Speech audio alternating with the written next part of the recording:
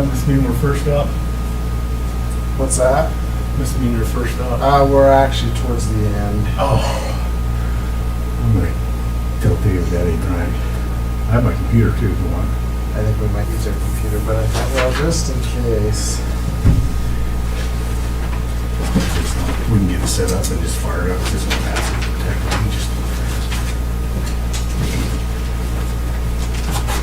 Yeah, let's just make sure that everything attaches, and that should just be HDMI, which will be right Yeah, here.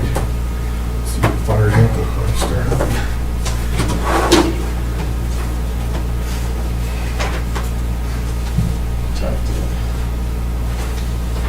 And I just put full-size courts on there. I know that's not what they do, but I wanted to get a feel for the scale of how big the buildings were compared to those full-size courts and stuff. Awesome. Yeah. Really? Yeah, they actually aren't. I was surprised in basketball. Yeah, and not a lot of room, but there is some right here. And if you look at what BYU does, they have that unplayable area around the outside for some courts like we're worried about. I think we have to put floors right at the same elevation.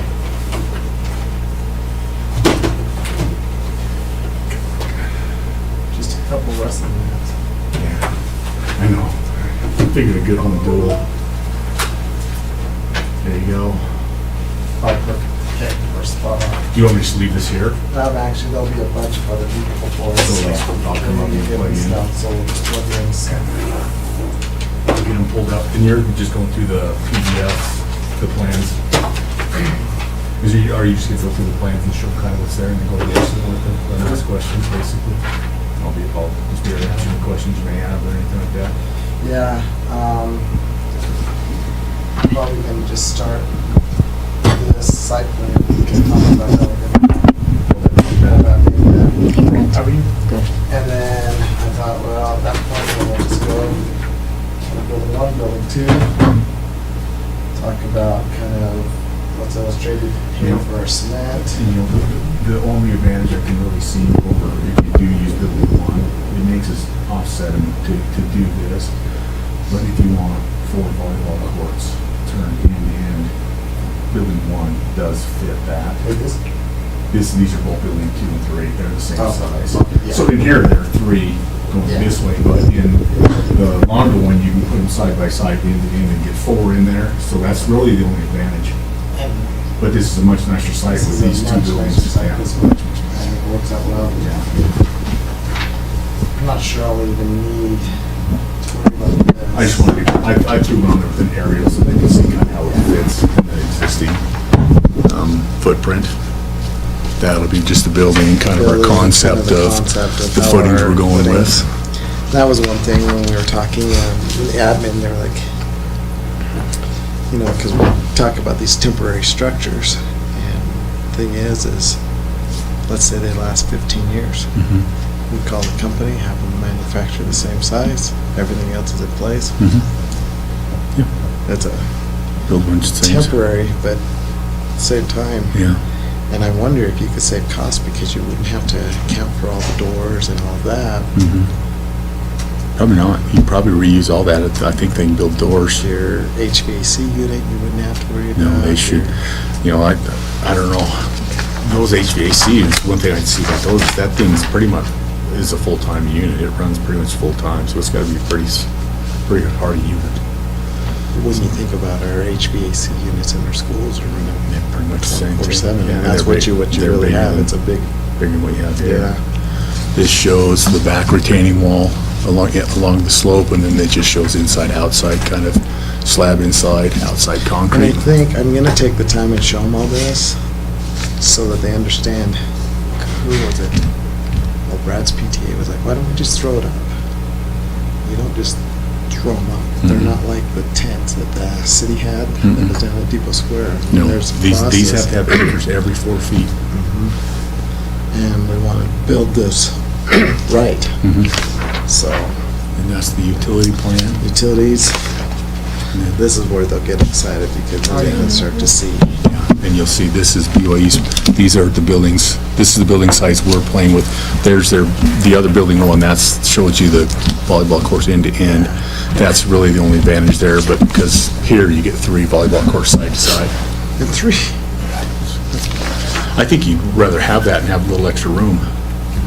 Because see, they got 5 basketball courts, and then they have this open area down here. Or I mean, 4 basketball courts, and then These are great practice ones. If Yeah. you're having a middle school tournament, it's perfect. and then that's just And then our this is building. again, just another layout here. This is exactly, what's nice about this is it shows you, you can go this way, you can go this way.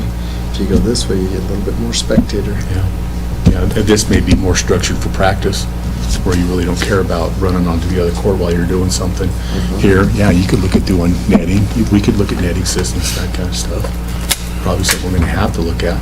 And I've got some netting that I bought from the guy, but I think once we get these up, then we're able to, I think we go with those poles, I think you put holes in those kind of curtain systems, yeah. but we probably need to think about, so you've got poles here, poles here. Do you do poles there? Yeah.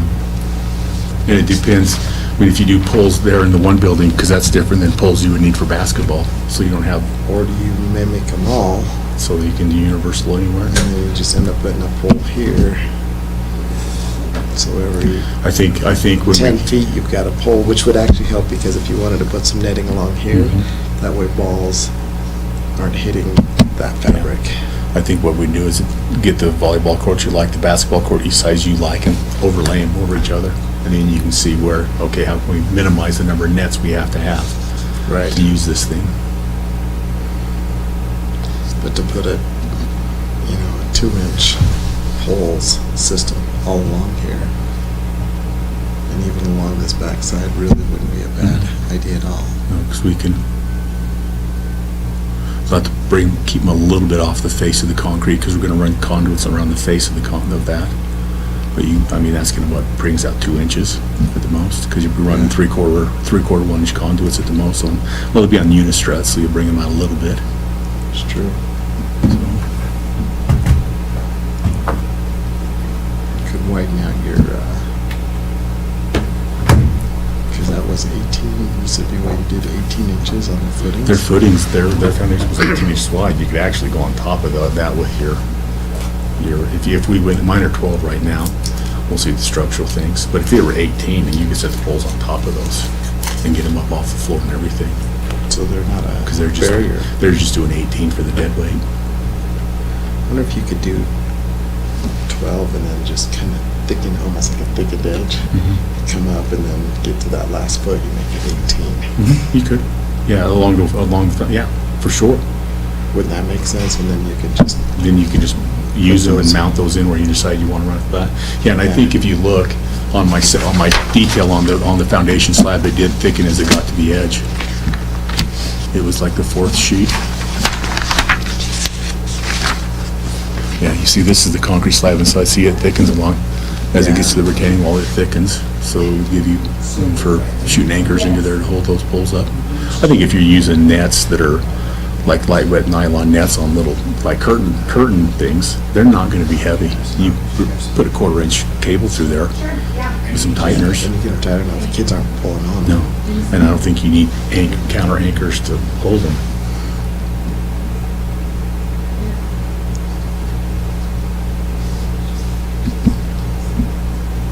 Except you're gonna, some of these are gonna have to be,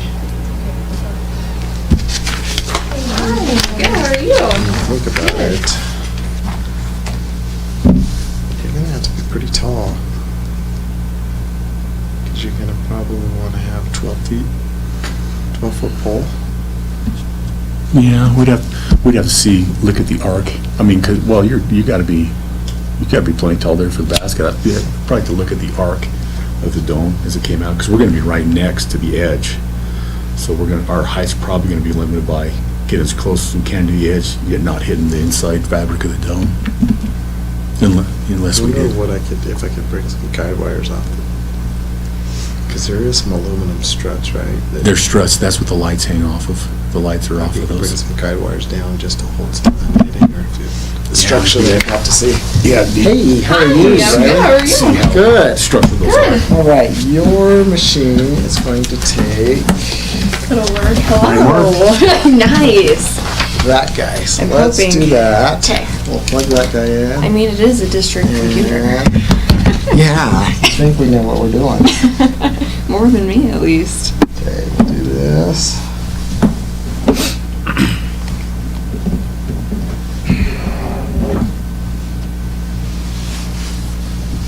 Voila. Perfect. So I'll just come up and plug it in. You good. They're first, aren't they? No. PLCs. Hold on. Yes, they are first. You're more than welcome to leave it up there. Okay. That's fine. I'll just leave it right there. Then everyone knows that we're coming out. Oh. Blame Ryan. There you go.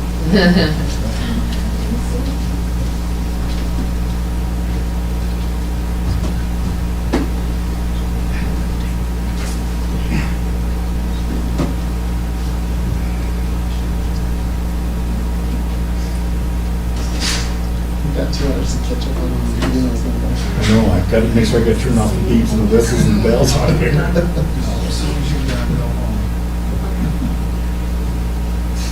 Kelly's got to amend the agenda and move you up. Was it? Kelly to amend the agenda and move you up. Only if Jaren asked him to. No, I'll just sit here. Thanks for sending that, by the way. Sure, sorry it was late. I That's thought okay. I As long as I have it for tonight, that's good. Then I don't have to spell kids' names and all that fun all stuff. that and remember all the Yeah, awards they got. And it's just easier to ask ahead of time. And right? I don't remember any of these. It's all good. So I have just a little slideshow. Okay. So should I just do the baby thing or?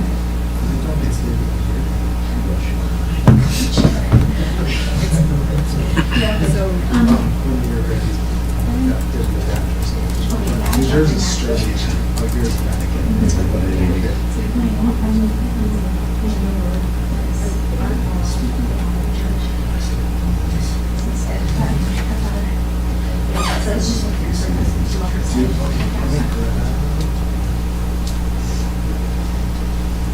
Oh, I do have one. okay, good. Yep. Perfect. Should I just? Because you're right after them. I am, so, okay. I brought And then I'll my. be up there to make sure it all connects. Sounds good. Hey, Brian, if you need someplace to sit there. I was going to plug this in so it doesn't go dead on me. Power right there.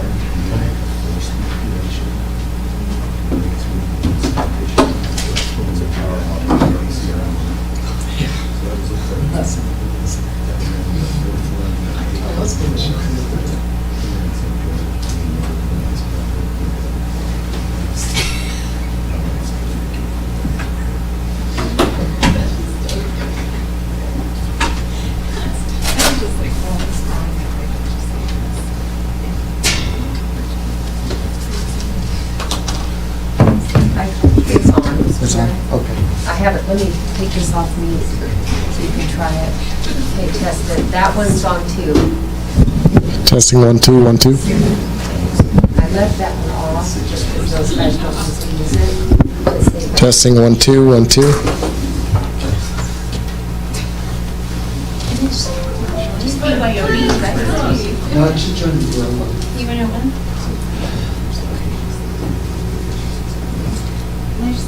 Because this is your, this is yours. This is yours. Yeah. Oh, that's I'm like, wait, what did I change it to? Oh my gosh. It's been 2 weeks. And then we give you a break, and then you get to forget it all. It's all good, it's all good. Okay, so hopefully that one's. So you got the music? Little Lieutenant George, baby. You ready? Okay, Well, that's it. thank you. You're not ever supposed to ask you that question. You're always ready. Goodness gracious. You said 50. You should have said mine. Hey, all right. Good to see you. I'm standing like, because you were on your list. Well, you tell her I'm. doubly mad. I tripped up. No, because she was, yeah. You were on our list, I know. I'm always on the list.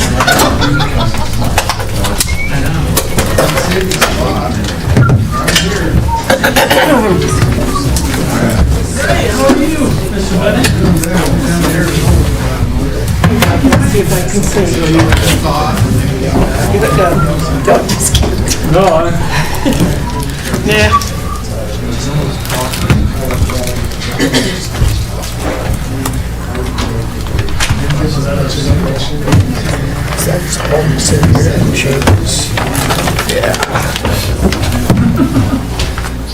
Not only do I have to watch Evanston, but I have to watch Manila too. right.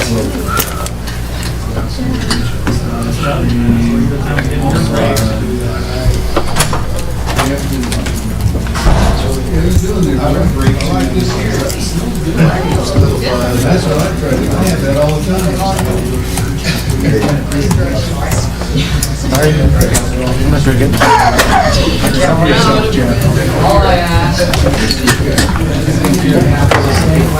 You'll start. This one is.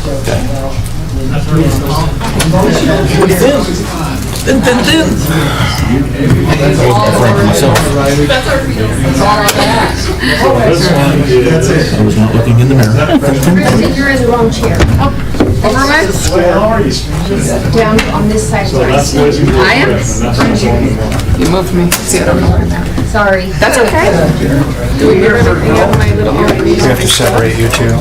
What's the bet gonna be next? Someone calls David, Madam Chair. You've been right here for 4 years. I'm not taking We don't that have deal. enough people here. Well, that could be, well, that might be me. Today, huh?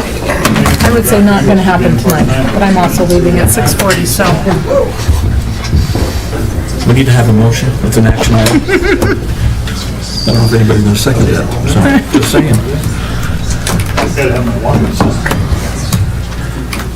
How are we doing, Mr. Thomas? We're good now. I got it. We are good now. Gentlemen, done your work.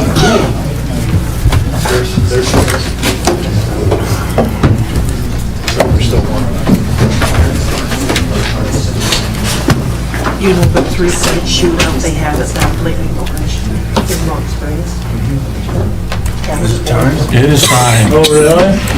Good for him. Alrighty, welcome everybody to the board meeting tonight. I need a motion to go into the regularly scheduled board meeting. So moved. Second. Second, I have a motion and a second. Brian was the first. He's quick on the draw. He was quick on the draw, I'm telling you, he's quick. Yeah, Jenny was the second. All in favor? Aye. Any opposed? None. Ayes carry. We stand for the Pledge of Allegiance. Please join me.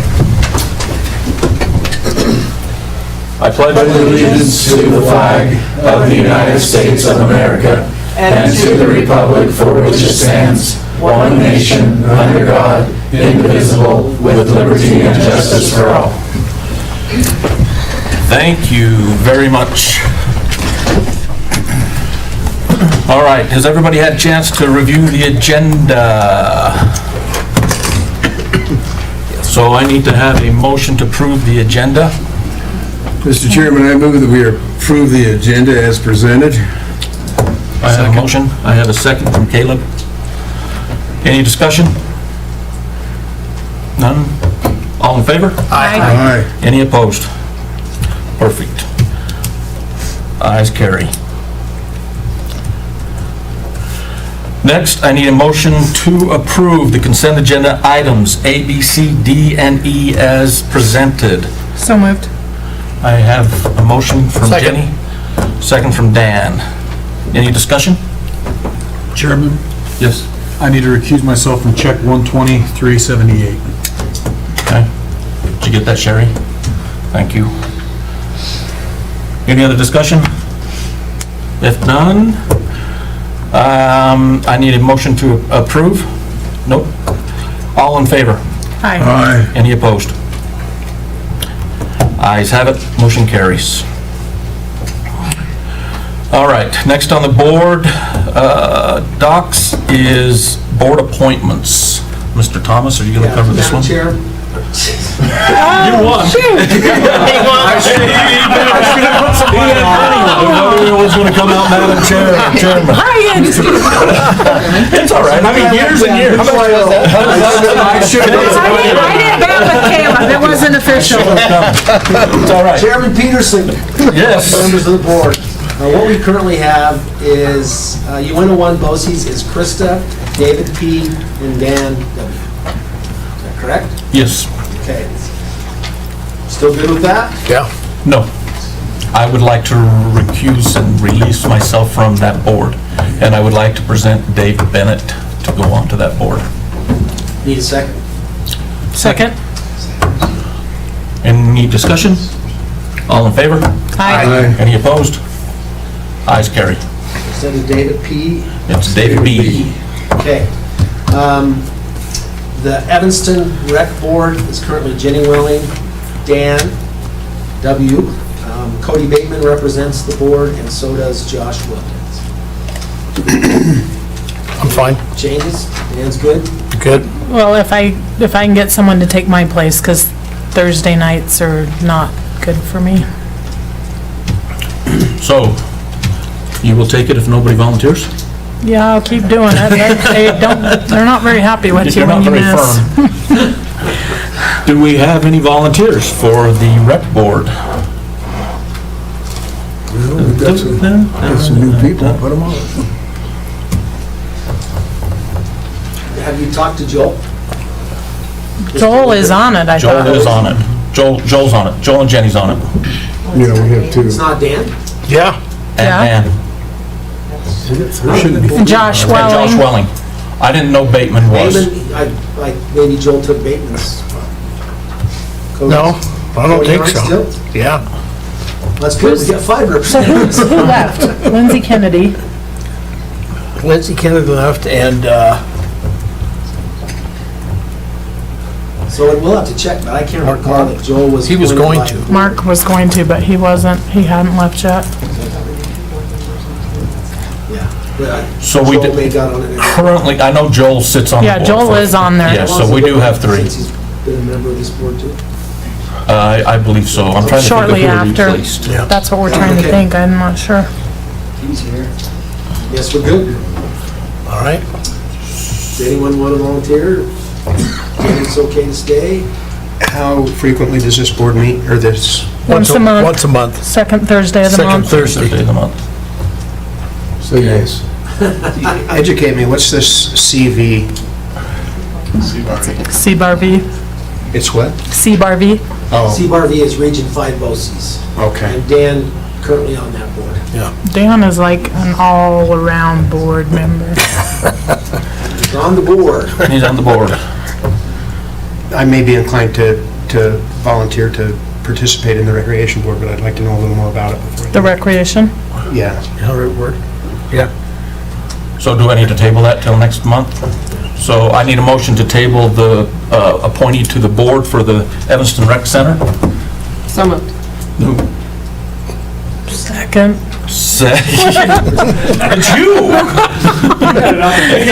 Now you can I got recruit him over the next few a weeks. reluctant second from Jenny. Any discussion? All in favor? Aye. Any opposed? You can try it next Thursday. And then our That's a good idea, last really. appointment is Let's go on the and use CBRV board, Region 5 You don't have a BOCES. clue. And Dan's on that. We just have one on there? Yeah, that's all we've got. Are you still good with that? Yeah, I'm good with I that. think it's made up of 14 districts, each district has a representative. Each one has a representative, yeah. Okay, So we're good. so we don't have to change anything there, we're just good, so, okay. It's always a Zoom call. All right, so we'll table that rec until next month, so see where we're at. All right, next on the agenda, we have PLC team report, 7th grade science team. Wow, look at, come on down. You're the next contestant. And We need it over the speakers. I don't have that kind of skill. So waiting for the music. so as I remind you, Hearing aids. Yeah, it's been playing the whole time. it has been. I requested it for this year. Check your hearing. Well, anybody else here? Nobody else is here? I was wondering why this phone was ringing. I was thinking it was Caleb So maybe. if you would please, we have new board members, please state your name as you come up and address us. Okay, I'm And Rico. what you are doing within the district. Okay, I'm going to start out first by saying chairman and fellow board members. That's good. I've been practicing that all week, by the Oh, well, I way, appreciate it. because I thought I was going to do it. Anyway, I'm Rick O'Driscoll. I'm principal at Davis Middle School. What we're going to do is we're going to have the 7th grade science team come up. I want to share a little bit of something that's different about the middle school, maybe with regards to the elementary versus the high school. Most of the other presentations, you usually had a large group of people that were presenting. Being as, and these are Doug's words, that we are one school with 2 campuses.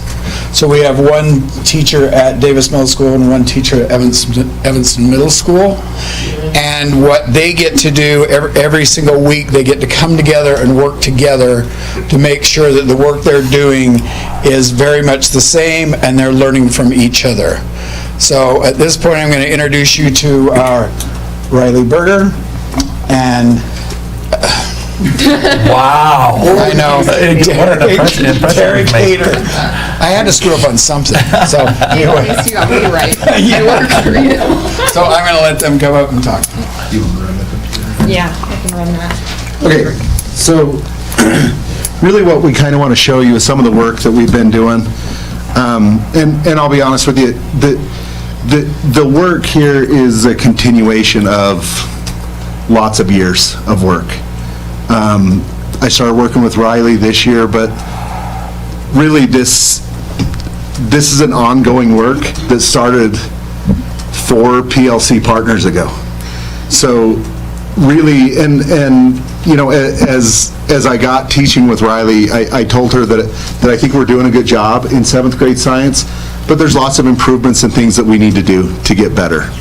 So as we look at this first slide, what you're looking at here are some of our proficiency scales for some of the units that we're doing. Currently, we're in the populations and resources unit right now. You can see we have our priority standards at top, and then our supporting standards below. One of the things that Riley and I have changed to this year is, if you notice within that proficiency scale, there's check boxes. So so students have this within their notebook, and Riley will talk about the notebook here in a second. But students have the opportunity to go through and they can check and see what they can and can't do yet. So if they can do that, they can check it off themselves, and then they know exactly what it is that we're going to be asking those students to be able to do to meet our expectations for those specific standards. Within that, in order to get there, we've got some CFAs. So if you're familiar, a CFA stands for a Common Formative Assessment. And again, when I talked with Riley, what we wanted were just real quick assessments where we could just get a feel of where the student is at. It doesn't need to take a long time. So if you look, pretty simple questions that doesn't take a long time for us to assess the student and see where they're at. And then those correlate directly back to those proficiency scales. So we as teachers, we can look and see where are our students at and how do they fit into that proficiency scale. Where are they going to be as far as reaching that level of proficiency, which is our goal. The nice thing about this is between Ms. Berger and myself, we've been really able to focus our attention on students who need that help. If the students get it, great, we can move them on to other things. And if you remember back to the proficiency scale, we've got level 4 things that they can work on. And we can spend our time with students who need help. Yeah, and I think to add on to what Derek mentioned about our CFAs, if you look after all of our questions, we indicate which part of the proficiency scale the questions go to, like score 2 or score 3.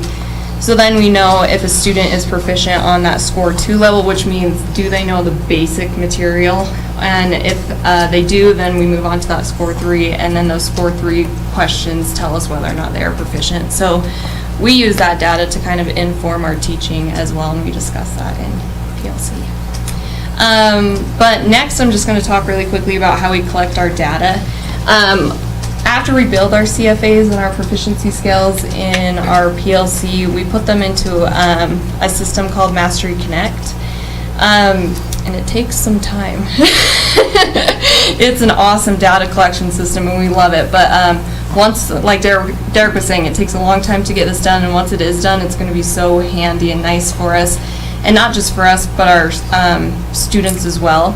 So if you look, this is just a screenshot from Mastery Connect online, and this is how we keep track and compare data in our PLC. And I think that's probably the biggest benefit that we get out of PLC, is after we take these CFAs, we can look at this, and this tells us whether or not the students at EMS and Davis understood what we were talking about in our CFAs, or whether they didn't. And I think when we see that they didn't, that's when our big work starts in PLC. We can see student by standard. Yes, and we can see it student by standard. So if you look here, this is one of our standards, I believe, for traits and reproduction. If you look, there are 3 CFAs at the top there, and those 3 CFAs the scores are shown by each student. So every line you see is every student. Like the student at the top is advanced on every single CFA that we gave, so our score 2 and score 3 CFA. And then we have different data on other students as well. So what we do in PLC is we take a look at this and we just see whether or not the students understood the content, and if they didn't, we go back and we revise or think about whether or not it was the question that we had issues with. Maybe it was our teaching, which sometimes is possible because we discuss how we could have taught that better and make notes for next year. But it just tells us exactly what we need to talk about in PLC, which is really nice. Anything you want to say about that? Nope. Okay. And then the last thing that we want to talk about for PLCs is the science notebook, which is something that we started this year in 7th grade science. All the information that I got is from this book here about interactive notebooks. I had to do a project in college about it, so we brought it. Derek is a very great PLC partner who listens to all my crazy ideas. But we keep science notebooks, and as you guys know, we're starting to head towards standards reference grading. And I think the big question in our PLC has been, what are we going to do for employability in our class? And I think that has moved to this. So our CFAs are going to go for the academic side of their score, where the notebooks are going to be their employability. And like Derek was talking about, in our notebooks, we keep their proficiency scales and their proficiency scales and their vocab in it. And those check marks we go through, and the students are able to self-reflect and think about whether or not they understood that content. This is one of my really amazing students. She does some great stuff. And then we have some pages where they keep ideas, and then our vocab. And then the rest of this is the work that they complete for the unit. So if you look at our notebooks, they look really similar. The content that students are getting at Davis and EMS, I would say, are getting to be really similar. Are there things that we do differently in class? Yes, but all the content that students get is the same. And that's just our proficiency scales / rubric that we created to use for the notebooks when we happen to go to standard reference. But I think overall, I mean, at least for me, PLC has been very beneficial this year in my 2nd year of teaching, being able to work with someone who has been a teacher for 20 plus years. I have definitely enhanced my practice a lot just by some of the little tips that Derek has given me. And I think we work really well together, and I don't think it's just us that benefit, but the students at Davis and EMS as well. Yeah. Agreed. Great. Agreed. Agreed. Well, thank you. Yeah. But you're not getting off that easy. Oh, great. Okay. Standard reference grading. How are you guys coming with that, and how are you going to sell it to parents? Doug, do you want to handle that, or? Or you, I guess that's we're obviously going down that road. Right. And I guess there's kind of two parts to this, and I'll go back to you on this. Sure. So standard reference grading and eligibility. So we're so used to A, B, C, D, and now we're going to 1, 2, 3, 4, you know, how is that transitioning right now, and how are parents going to be able to recognize the grading system, and how are we going to handle our eligibility? If you're a 1, are you eligible? Or if you're 1, you're not eligible? Are you 2, you're eligible? Or is it borderline, or is it just going to be a call? So, anyway. I don't know how to answer the eligibility. That's... No, I know, that's over here. above my- But I'm just saying on the standard reference grading, you know, but obviously on your end, I mean, that's... But I think that is a concern, yet at the same time, Brad or somebody else, I mean, how long has the elementary school been doing that? They've been doing it for a long time. I know, and it's going into college is now too, I understand that, but it's a matter of me being, you know, not very intelligent. What I would ask is, how can you answer that question through the lens of clarity? How does standard reference, because if you ask me why, right, it's because the purpose is better clarity, right? Instead of sharing with parents and students, well, you got 7 out of 10 on this particular task, now we're saying you are either at or approaching proficiency on this particular standard. We have standards-based curriculum, we have standards-based teaching, and right now, 612, we have traditional-based grading, and those things don't align. So the purpose is around clarity for kids and for parents as well. So, I mean, what does that actually look like in terms of, from 7th grade science, how does that change clarity for you guys? No, I think the way Derek and I are doing things right now is almost standard reference, just with putting points to it.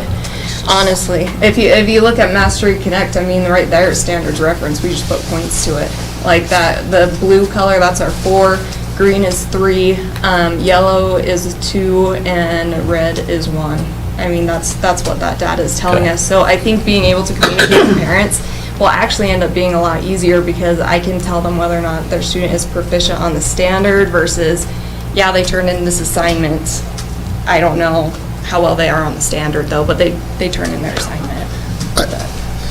I think there's probably lots of questions.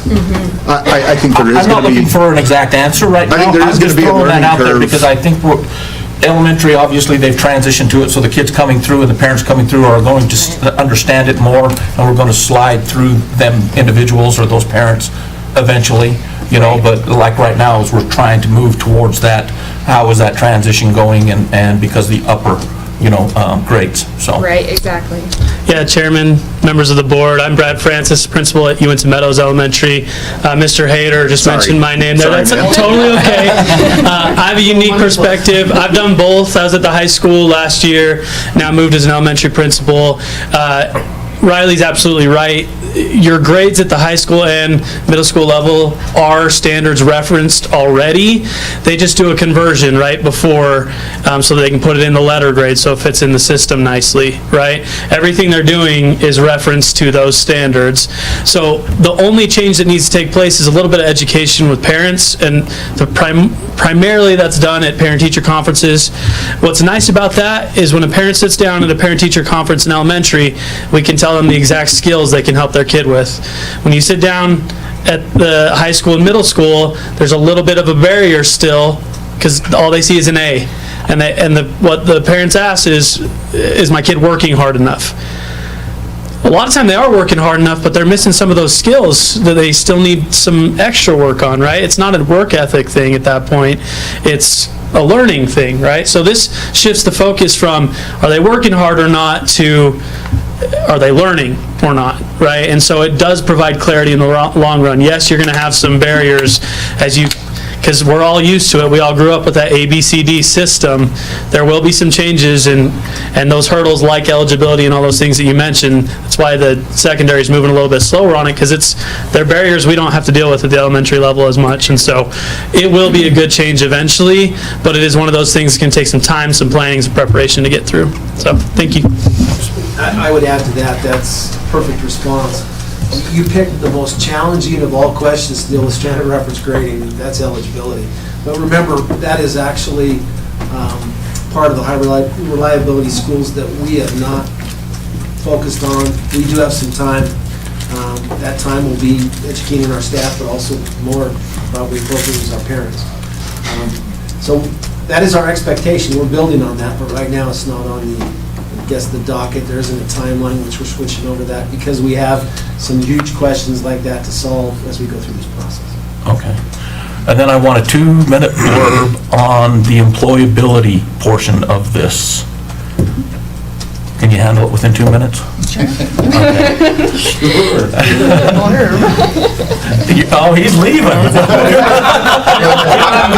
ahead. Because I find this very interesting because I agree 100% with it.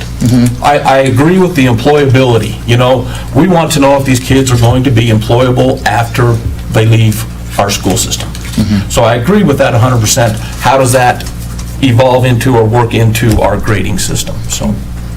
Okay, for right now, Chairman and members of the board, for right now, my name is Eric Christnott. I don't have to give my address, I don't think. But I think what we really need to explain is the fact that what we have done with the traditional grading system has not always been the best because, as you know, when we went through the schooling that we've gone through, many of us were good students or considered good students, and that good student, what did that mean? It was pretty hard to identify. Were you a good student because you did every assignment? Or were you a good student because you got 104 on every test because there was that ability to do the extra credit? Or were you a good student because you could explain the skills that you know and understand, okay? So what the employability part of it is doing is separating academic from work habits and behavior, okay? And as we do that, some people have asked, well, should we have employability skills be worth 15% and academic 85 or what? The way we are setting it up in Power School, we don't have to do that. What we're going to do is going to have 2 separate grades. So yes, you can have a 3 or a 4 in all of your academic subject areas, and you could still have a 2 in behavior. And what is great is what they have explained, especially Brad, that we can then go to the actual proficiency scale and say, hey, here's where he's at, here's why he's there, here are the 3 main things that I'm looking at. Work completion, being to class on time, no behavior issues in the classroom, okay? Those are the 3 major things I'm looking at. He has a little problem with this. I've asked him if he could do this and this, and encourage you to help as a parent, move forward. So, you said 2 minutes, I'm done. Fantastic. So I'm assuming we're going to put that in, if we're going 2 different routes on that, that's going to weigh on our eligibility as well. So if we have kids that are behaving just terribly in the classroom, but quite well on academics, that could restrict them from being eligible to participate in extra I'm going to write that down. activities. I think that's a fantastic position. And that's something we have discussed. In fact, yesterday, you probably had a chance to speak with your wife about it. We had a specialist here within the district in standards reference grading, and she's gone through the process and dealt with a lot of those things. And yes, it's really important that you listen to what they have to say, and she said it's not a bad idea to have both involved, academic and behavior. Well, thank you. I think that's a great idea, so. All right. That'll be in place 4th quarter of the middle schools. Okay. The standard reference book? And eligibility. As a parent, I'm struggling with the standard reference a lot too, the thought of it, because my kids have predominantly been pretty good A students, and what you're seeing is, like, even if you look at your lettering there, you have no zeros. Even a red student who does nothing is still a 1. That's so... True. That's not true. Well, every student on there was red, yellow, blue, or green. That's 1, 2, 3, 4. So where's the zeros at? Yeah, that's based on an assessment. So if a kid came in and did nothing on that assessment, they would be a 0. Zeros are often flags to tell you that the kid either there's no evidence to say whether they're able to do it or not, or they did nothing. So do you have any zeros, anyone? Any Well, zeros? you were- Yeah, there's actually one on here. There's one There's that's blank. nothing. And that's a So they haven't student. taken the assessment. If it were standards-based, that would be a 0 for that. So if that Yeah. student, was that student in class and still got a 0? No, not in class. So if the kid shows up, it doesn't participate, does he get a 0 or is he an assessment? What if he puts a name on top of the paper? That's a 0. 0.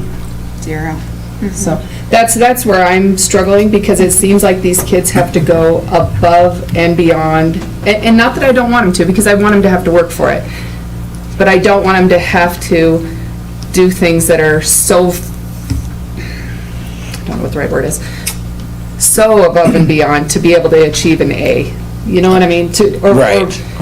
To get a 4.0. I mean, we're still going to have to somehow give a grade base to go to college, because I don't know what colleges are doing standard reference. In Wyoming, what colleges are at standard reference right now? Are there any? They're not doing standard reference grading, they're doing standards referenced. They're in the same boat that we are in many cases where they are. So for example, when you get to that level, your standards look a little bit different, but in many cases, they become competencies, right? But it's a competency-based education when you get to college, and you have to complete this list of competencies at a specific level. To get an A, a B, a C, or a D, all right? Is anyone doing 1 through 4s in colleges right In now? Wyoming, no. And that's where I'm struggling, is, I'm watching my boys that have gone to college and gotten scholarships and had 4.0s to get these scholarships. And now I see my Emma, who's an elementary student, 3s on everything. I'm thinking, she's got good behavior as far as I know. She does all her homework. We sign her book every day. How does she get to that 4? Talk to your teacher. And when we get to middle school, only 4 I see on Emma is music, and she loves music. But where do we, you know what I mean? So if these kids are going to have to work 100 times harder to get their A or their 4.0, where? Our teachers are complaining because they feel like it's dumbing down. See, that's one of the teachers I talked to about it was saying kind of that's how they explained it to I'm me. gonna stand up. So, bottom line is, standards-based is nothing more than a way to be very clear about what kids need to know and be able to do. In terms of expectations, I would suggest expectations haven't changed, nor should they change in terms of what does it take for a kid to pass a class, right? For a kid to get a C in Theater 1, shouldn't be any different than it has been, right? It's the same so far. Right. None of that's changed. It's becoming clear in terms of what a student has to know and or be able to do to be able to earn that score versus 5 out of 8. But do you see what I'm saying with like I said, I've never seen a 4 other than in music on all of Emma's elementary. And I've never really asked why she doesn't have a 4. At the secondary level, everything's getting converted to a 100-point scale, so none of that changes. What do you think on that? Can I ask as a student, what do you think on the 1 through 4, or 0 through 4, and A's, B, C, D? So I think, I'm not sure, I don't really have much idea on it, so. You don't know just yet? Yeah, Okay. I don't have quite information to. I don't want to throw you under the bus either. I just was curious if you had any thoughts on it. So, can I say one thing? And this was kind of brought up the other day. If you look at our 4-point scale, that's really the same thing as our GPA, right? So all you have to do is correlate that with what's happening in the class. And I think Brad said it clearly that this is telling you what the kids need to know and be able to do. When you look at a 3, there's 4 things there. If they can do those 4 things, they're a 3. It's not necessary that it's, 9 out of 10 on a worksheet. It's actually doing those 4 things. And if the kid can do those 4 things, what else can they do, which you can see on score 4, the one thing that gets them to that 4.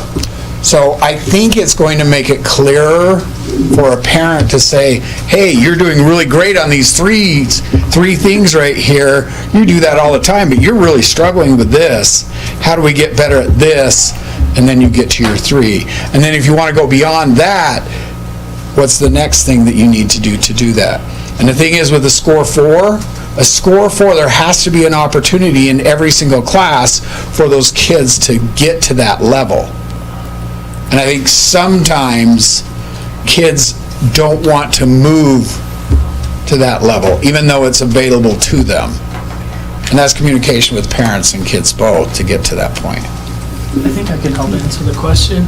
So I think what would help a little bit is to understand the conversion scale that secondary is using, because when you look at that, it looks like it converts straight over to a 4 is an A, a 3 is a B, C, but that's not. There was the same concern from teachers at the secondary level as well, where it's like, well, a 4, those skills are above and beyond, right? So we don't want to make a 4.0 the A, because then we're going to have so many kids not reach that A level, that 4.0 level. So we made the decision that 3.0 is actually your 93%. That's your A. That means proficiency. That means I have achieved what the standard is, haven't gone above and beyond yet. Your A plus is your 4 on that scale. So when you convert that over, that 3, and as you teach kids, I don't know if you have the same thing, it's attainable. The teachers discuss it, they look at the 3 and go, is that A attainable for your, it's still stretching students, but is it attainable for an 8th grade student or a 7th grade student? Once they make that determination, all of their assessments throughout the year, they gauge whether or not it is actually attainable for those students. They make adjustments to their assessments as needed, but the majority of kids, at least in my class, my own personal experience with this, can reach that 3.0. Not all of them can reach the 4.0, because we're talking college level skills at a 4.0 level when you're at the high school, for example. So like Maya, when he was in my class, many of he might not know it because he didn't even see the conversion happen either, but if I gave him a 3 on an assessment, he's on a 93% A, he's feeling great about it.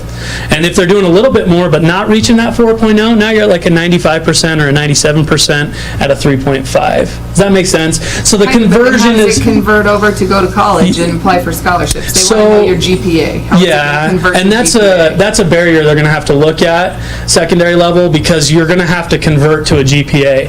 And those are questions that aren't answered yet. So yeah, there's some big questions that the board's going to have to discuss, that the principals, the teachers are going to have to discuss on the conversion there. There are many colleges, Ivy Leagues especially, that are moving entirely to competency-based, like Mr. Rigby stated, but like in Wyoming, other areas, they're still on that A, B, C, D. All of education is moving towards this competency-based, skill-based education, and that's what we will see in the future. If we stayed A, B, C, D, my own opinion is we'd fall behind eventually, and we would actually be, okay, what do we need to do now to change to match the college? We don't want to do that, right? So just know that 3.0 is attainable. Many 4.0s in my classes under that converted scale, your students aren't going to be frustrated because it's impossible to get a 4.0 any more than they would have before. So that's some clarification. Just see what you started, Derek? Yeah. Listen, if you want to talk about cellular respiration, I can totally do that. We can talk about what goes in the mitochondria, what comes out, but you've started talking about things that are just way over my head. We were under the impression we were going to talk a little science, and then Dave just went crazy on this stuff that is way above what I do at EMS in a 7th grade classroom. Yep, that's all we got. But things need to be answered sooner than later. I can tell you that it's out there already. Because most of the online universities use 1 through 4 scale. Yet, we're required to identify our teachers, what's their GPA. Well, we don't convert them over. We just put pass or fail typically on these online schools, and 1 through 4 is what they give you credit for. So it's there right now. A little slow for some. Again, we have time to answer those questions, and we'll answer them. I think well. Okay. Well, I apologize for opening that up. It's all right. I thought it was Jeff gonna said be he short wanted and sweet, laughs, and then- so I got him some laughs. Okay. He also wanted tears. We didn't quite get there. Yeah, we got a long way to go. If we go a couple more minutes, they're going to bring tears. Yeah, we better let you go, so we don't have any much. I appreciate that very much, and thank you for your time. And I did go to the PLC stuff, and anybody that has the opportunity to do that and see how beneficial that is for our students and our teachers and our younger ones coming into the system, it's good. So thank you very much. Wait a second. I need a motion to see if Jenny can leave. Thanks, guys. Thank you. Yeah, thanks. All right, next, school reports. Come on, man. I was like, I thought it was us. I don't know. You guys want to come or you want to just stand there? Oh, come on now. Come on We down. didn't know that, I don't care.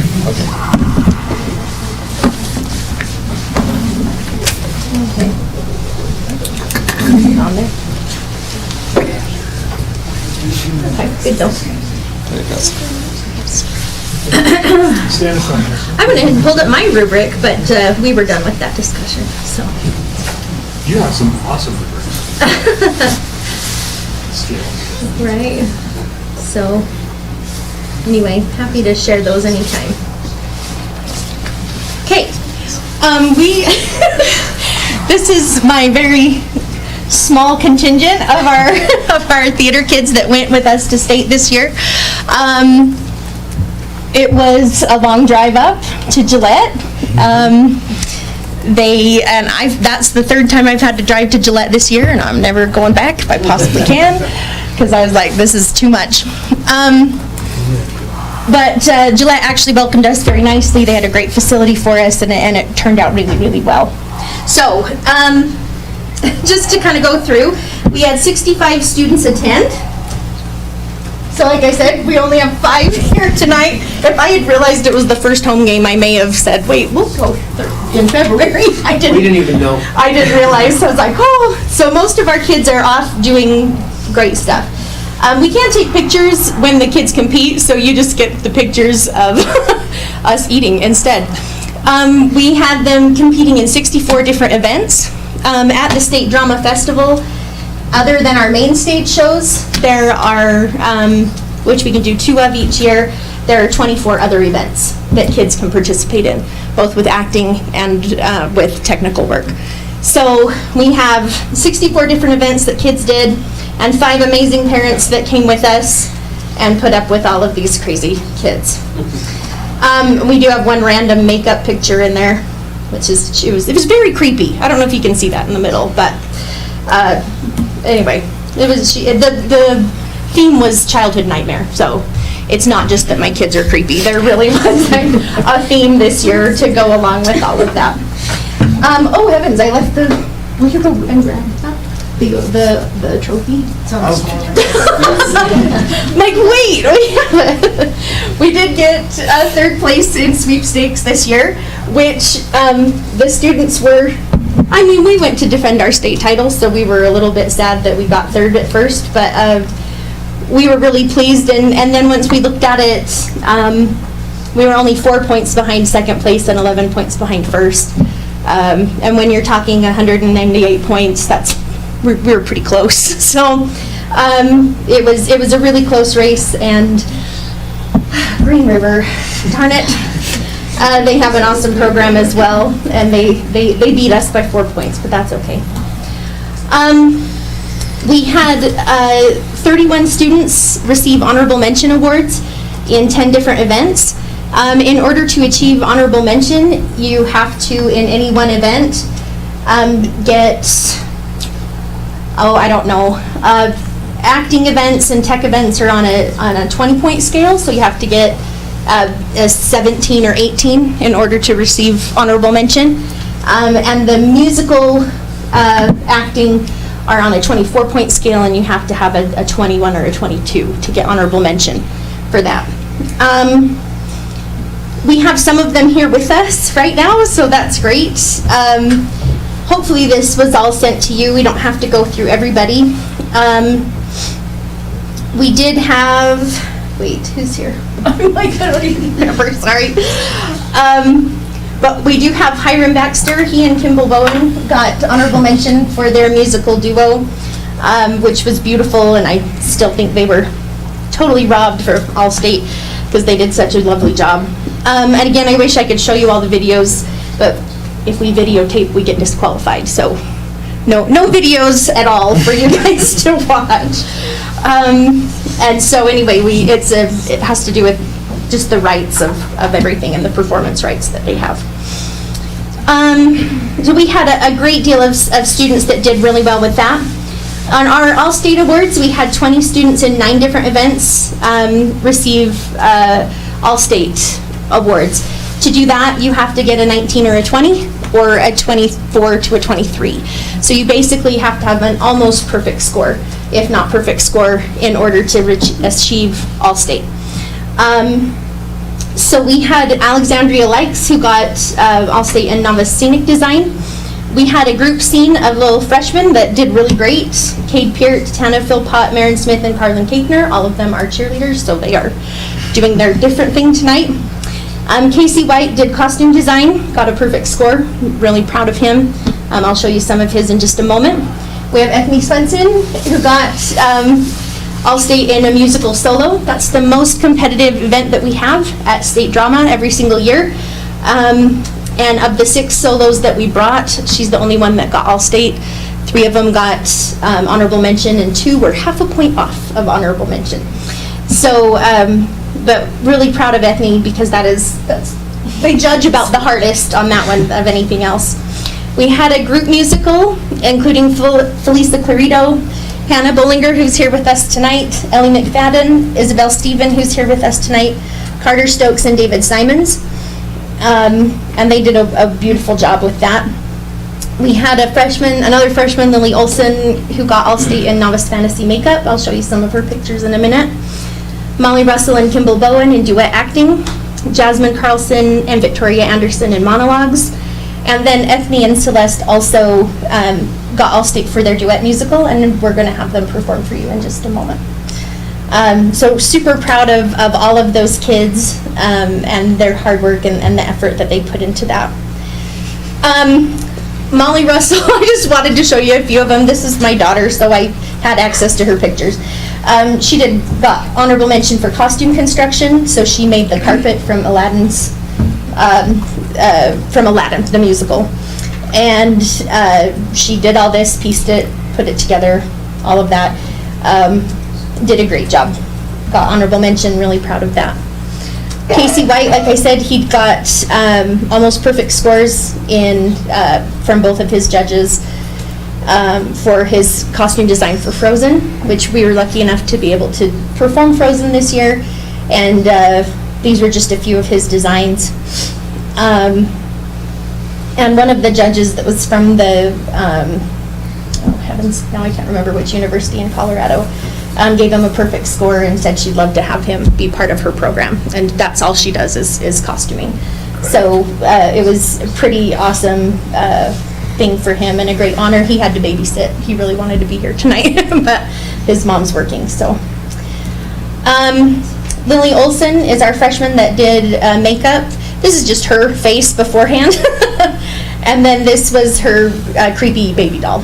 Again, I don't choose the themes every year. Last year was like the gods, so it was not, we didn't have a lot of creepy stuff last year. But this was a baby doll that she did and got near perfect scores for also. And then we were going to have Molly and Kimball perform their acting duo, but they were both off doing that for the basketball game. But Ethne and Celeste are going to sing their All-State award-winning duo. And just before we do that, we do want to say thank you. Our activities department works with me, and I appreciate that. The transportation department was wonderful. Because I'm on the board of theater teachers this year, they guilted me into it. So yeah, I'm like, yay. But I had to go up the day before. So we had transportation. I was able to take a Suburban the day before, and the kids drove up with teachers and moms that were very patient and took both buses up. Mr. Lester and Mr. Kohler always have my back. I know they're not here today, but they do. And I know that even when I have crazy ideas, they're there to support me, and I appreciate that. And my kids, and just overall the parents and community and all of you guys, we just appreciate your support. before we have these guys perform, did you guys have any things, like experiences you had that you wanted to share? Or one thing that's cool about this program, I don't know if you know, because it's changed a lot, even if you did theater in high school or something, and went to state drama, it looks like a whole different animal now. So these girls may have gone and competed in 3 or 4 or 2 or 3 different events. I think you had 3, didn't you? Yeah. And these guys performed in the main stage shows and all these kind of things. But for 3 days, they were also able to attend workshops, watch other schools perform, support their fellow students in their performances. So did any of you go to a fun workshop that you'd like to share about? I didn't because one of my events was during it, but one of my friends was telling me about a dancing one that she went to, and a lot of people said they really liked it, and it helped them a lot. No, I think I went to that one. Hiram did, because I made you. I'm sorry. No, I really enjoyed it. So it was an East Coast swing jazz dance workshop, and it was really fun. I went with one of my friends, and we just learned some dance moves, and I really liked it. So. Yeah. It was Green cool. River coach did it. Yeah. He's a good guy. Yeah. Even though they beat us, we still like him. And he and his wife run a great program. Any others? We just had fun. Kimball, Molly, and I think someone else went to a meditation and like visualization workshop to help you, I guess, visualize how you want to perform and like, I guess, calm yourself down and teach you how to take care of your mental health. We do. We have sometimes during like the musical it can get kind of hectic, so it's important to prioritize. I'm cool as a cucumber the whole time. I never swear. No, we keep count every year. How often I swear. We have a swear jar. It's good. Sorry, I shouldn't say that in front of you guys. Anyway, it's really good. We had a great time. They had costume making workshops, workshops on how to audition better. They had all kinds of really great things that our state works really hard to do. So it's a cool thing because not only are the kids there performing, but they also get to experience a lot of really cool workshops and just watch other students perform. And it's funny when awards come out because kids always say, "Oh, I saw that show, it deserved first," and others go, "Oh, I saw that show, that was terrible." And it's interesting to see how the kids respond to it as well. So overall, it's just a really neat experience, and I couldn't be more proud of the kids that I brought. I don't know. The parents said there weren't any problems. I didn't have any problems. Knock on wood, hopefully next year will be the same. So after last year's debacle with getting snowed in and everything, this year felt like a cakewalk. So, okay. Okay's good? Yeah. Do you guys have any questions Yes, I for any do. of these kids? Go Yes, for it. first of all, congratulate you and your group. Thanks. Job well done, sounds great. I become very frustrated because I have no idea who you are. Oh, I'm so sorry. My name is Erin Russell, and I'm the high school theater teacher. Okay, well, that should have been when we started. And I Right. would like each one of those individuals to introduce themselves so that we can... great. Yes. Sure. Go for it. All right, so I'm Hiram Baxter. I'm a senior at Evanston High School. Why don't you tell them which events you did while you were Okay, there? I did a duet musical and a group acting scene as well as a devised play performance. Right. One act. And the devised show is one that we actually write together, me in my classroom with my students, and so they had a lot of fun. I'm Celeste Swenson. I'm a sophomore. I did a duet musical, an acting group, and I did a group musical. I'm not Celeste Swenson. I'm Ethie Swenson. I'm her older sister. And I performed in a solo musical number, which I got all-state in. And I also performed in our duet musical, which we got all-state in. And then I also performed in our one-act show, which was The Elf on the Shelf Must Die. It was really fun. And then last minute, like the same day, I was thrown into a group scene that was really fun. So. Right. We had a student that was sick and unable to attend, so she jumped into the spot so it didn't have to be dropped. I'm Isabel Steven. I was in novice fantasy makeup, scenic design, and a musical group that we took state in. What year are you in school? I'm a freshman. Wow, good for you, okay. I'm Hannah Bollinger. I'm a freshman. I was in the same musical group as she was that we got state in, and I helped her with her makeup. Great. With my canvas. Congratulations. Yes. And sorry, they told us to introduce it, and I got nervous and didn't do it. So, wonderful. Okay, so thank you so much. Any other questions? I'm good. Did you graduate in 97? I did. Jesse? I did with Jesse. Guess who hired you? You did. So I know her quite well. Well, yeah. Long time. Same. Been in the game. Sleepovers and You guys did an excellent job. It was great. No, it was fun. Thank you so much. We're really, really proud of these kids. Okay, so we'll have Celeste and Ethne. They'll do their song. And do you want to start with your slate and everything? Sure, we can do our slate. It sounds kind of funny, but I'll have them introduce themselves. It is a huge part of, not a huge part, it's a fifth of their score, is how well they can both introduce and complete their scenes. So, feels kind of odd, but it's a really big part of the theater. You guys can come.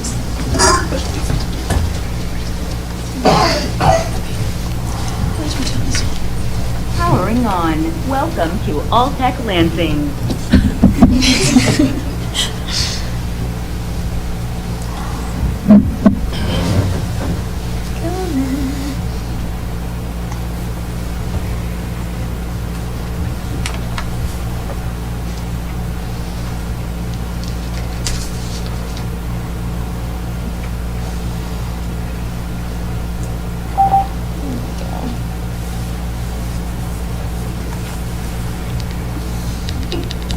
Sorry, this is taking forever. It's okay. It's technology. You're all right, Ethne. That's why I give him half of Yeah.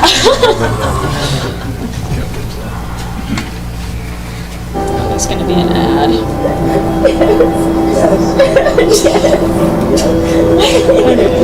That's not her song. No.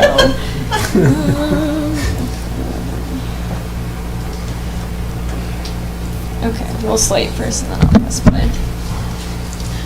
I'm Celeste Swenson. I'm Ethne Swenson. We're from Evanston, Troop 3002. And today we will be performing No Reason from the musical Beetlejuice.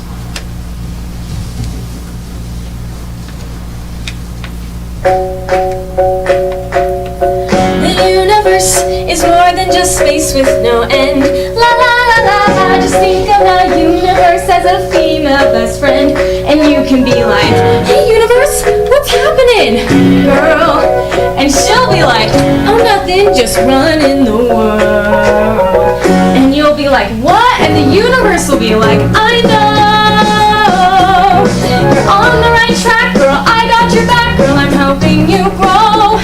Think positive, act positive, you are a child of the earth. Life coaching, nailing it. Time to take command, you dictate the hand, the universe deals. Look, science makes no sense, who needs evidence? Go with your feels. I'm like a radio, tuned to stars. I found my frequency, crystals speak to me. What are they saying? Buy more crystals. Everything happens for a reason. Be a beacon of light in the world. Put a little alright in the world. There are spiritual guides above. Look up and see 'em. Perception is reality. Just listen to the melody the universe sings.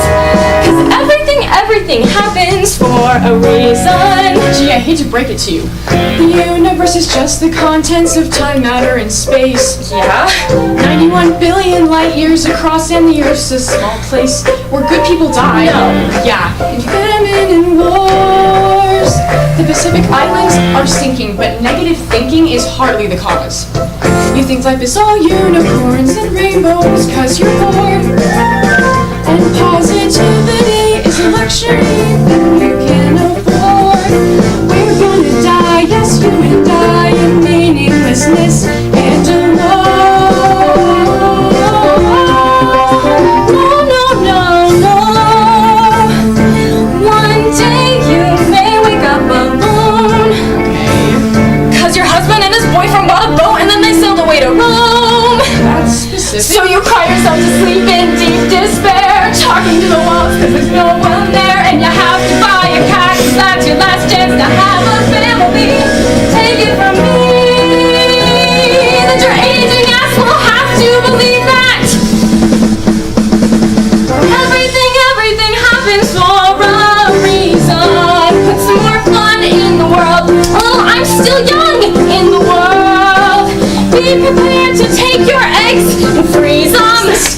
me? Cause everything happens.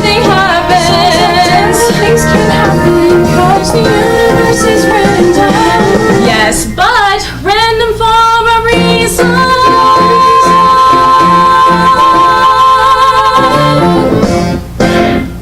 Thank you.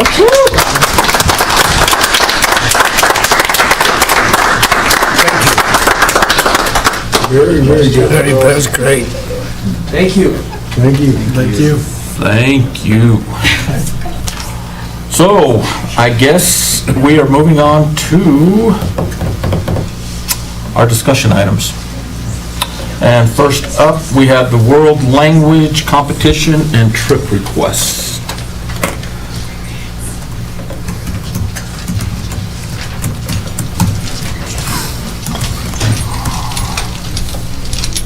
All right, we hope this works. Now we're good.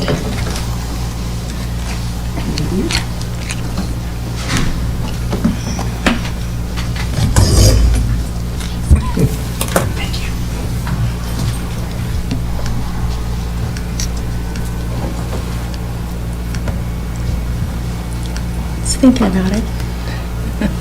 Well, we'll go ahead and start. Chairman of the board, board members, everyone else in the room. My name is Amy Velasquez, and this is my friend Courtney Link. We are both teachers at Evanston Middle School and Davis Middle School, Spanish teachers, and we are here to request permission to take our Challenge Spanish students to the World Language Day competition in Laramie at the University of Wyoming. So this is not the first year that we've done this. In fact, this program's been going for almost a decade now, and I've been teaching here 7 years, and we have gone 5 of those 7 years. We did not go for 2 years thanks to COVID, but thankfully we're getting back into the swing of things, and the university is going to be hosting this program again on campus this year, so we're really excited about that.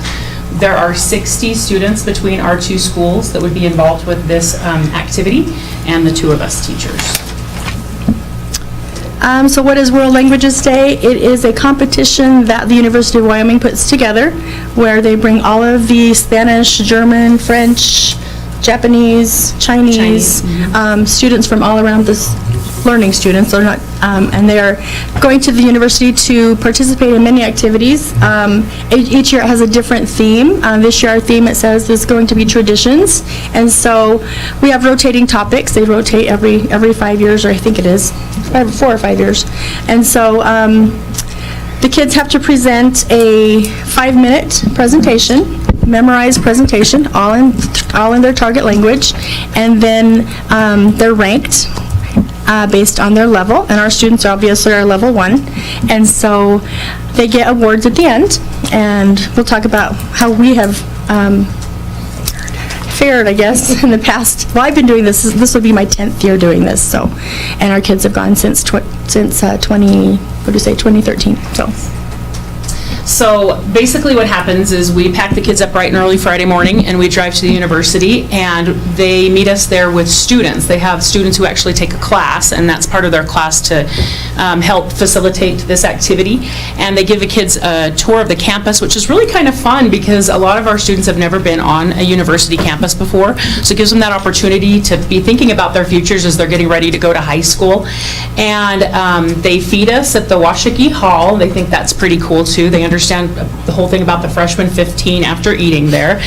And then we go on a planetarium tour. They let the kids go around and enjoy some of the facilities, and then they do breakout sessions. And some of our favorites that they've done, they taught them how to salsa dance one year. They did Spanish karaoke. They did a culture bowl, and we slayed them because we do daily culture questions, and our kids know their stuff. So it was really fun to see them beating all those high school kids soundly. So on Saturday, they actually have the competition first thing in the morning, and after they do the competition, while they're tallying the votes, they do more breakout sessions that are all culturally inspired. So some of our favorites that we've done in the past, they brought in some Japanese masks and had the kids paint them. We've done Chinese knots, origami, write your name in Arabic. We've had different teachers there from the university teaching them Arapaho. We also one time got to do, what was it I was just thinking of? It was a really cool one. We did Tai Chi one year. That was kind of fun. Yeah, Tai Chi. So all kinds of cultural things, but usually it's university professors that are leading up those breakout sessions. And then as soon as that's finished, we do the award ceremony. So did we, oh, here it is. This is it. So this is kind of the presence that our schools have had at World Languages Day. Like I said, this is my 10th year, so the first year they ever did it was 2013, and it was very memorable because my daughter was in my class at that time, and it was just so much fun. And I said, we need to take our kids back to this every single year, so that was really fun. And over the years, we have EMS and DMS have consistently placed first and second in the state. So, and the first 4 years, it was just high school kids and EMS. That was it, and we still took first and second place. So those kids prepare, they work really super hard. It's not just a wing it kind of thing. We spend a lot of time doing this, and so the kids are very well prepared for their presentations. This also meets our presentational standard, because our kids, that's part of one of our standards that we have to follow.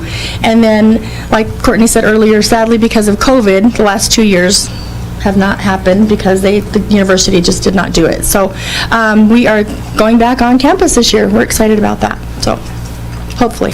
Yes, hopefully. So this is the details. Again, as Amy mentioned, she was the first group to go, and the school board was very supportive, and they gave her a really nice budget. We have had budget cuts the last, I don't know, how many years, Doug? It's like every year. Yeah. So now we have 2 schools going, but we have less of a budget to go, and that was just for 1 school. Now we have two schools worth of kids going. We do want the kids to pay some of this because we want them to have some skin in the game. Maya actually got to go when he was in Challenge Spanish, and those 4 beautiful girls that were just here all went with us to World Languages Day too. So this is a really cool program, and as you can see, these kids are really outgoing, and they get really excited, and they get into high school, and they get really involved in things too. There is a $20 registration fee. That the university just really goes all out. They get all these private donors, and they give them t-shirts and backpacks and bling and breakfast and lunch and dinner and their little awards that they give them at the event also.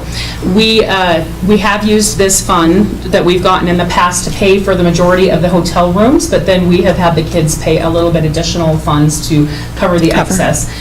We have found rooms for $89. We do need 16 rooms-ish. It depends on how many kids officially sign up to go. And of course, we can't have boys and girls sharing the same room, so we have to make sure that we have those rooms split. And the bus driver always covers their own room. We don't ever have to pay for that for them. But we need the funds for the busing to and from Evanston. In the past, the state has covered this because it's been a competition. I don't know what's going on with the busing situation at this point. And we were already given our budget of $1,100 to go to this event, but when we put in our request, it was denied because they told us that there's a new policy in place for overnight trips for middle school age students.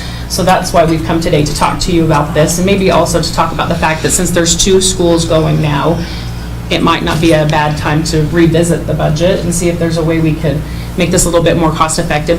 Right now, with what we have, we can still make it happen if each of the kids pay $30, and that will cover, the rest of the hotel fees. And then we try to stop at Pizza Hut on the way home and get them dinner so that they have something to eat. And that's about $400-ish to feed all of them. So that's where we're at right now. So we've come to talk to the board. We were told that this is a newer board, and you guys are not as familiar with this opportunity as past boards have been. So we've come to talk to you and ask your approval and see what your thoughts are. Maya, why don't you tell them a little bit about it? What are your memories? From what I remember, I had a lot of fun. I learned a lot about multiple cultures, including my own culture that I didn't even know about from my parents. So I just had a lot of fun, and I thought it was really great, and it really got me in a foreign language, even in high school. That what really kicked it off for me. So yeah, I thought it was great, and I had a lot of fun that year. So. Yeah, good. Do y'all have any questions for us, or?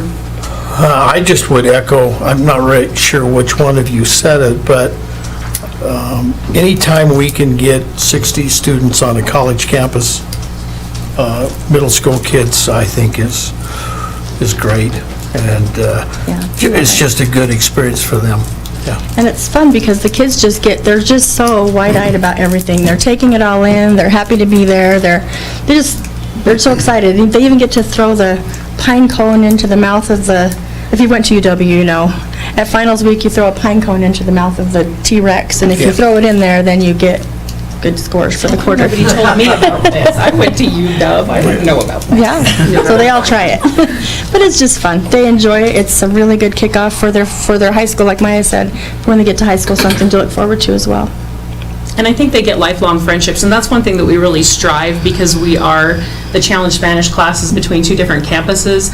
We try to get our kids together as much as possible so that when they get to the high school, they have that built-in group of friendship, and it's not just the Davis kids versus the EMS kids. It's kind of more of a family, so we really like that about it too. So I'm going to bring up something, and this is not me right now, this has just been something with me for a long time, and I've struggled with the idea of sending middle school kids to an overnight trip. I have, for a long time, and that's back when you had one school.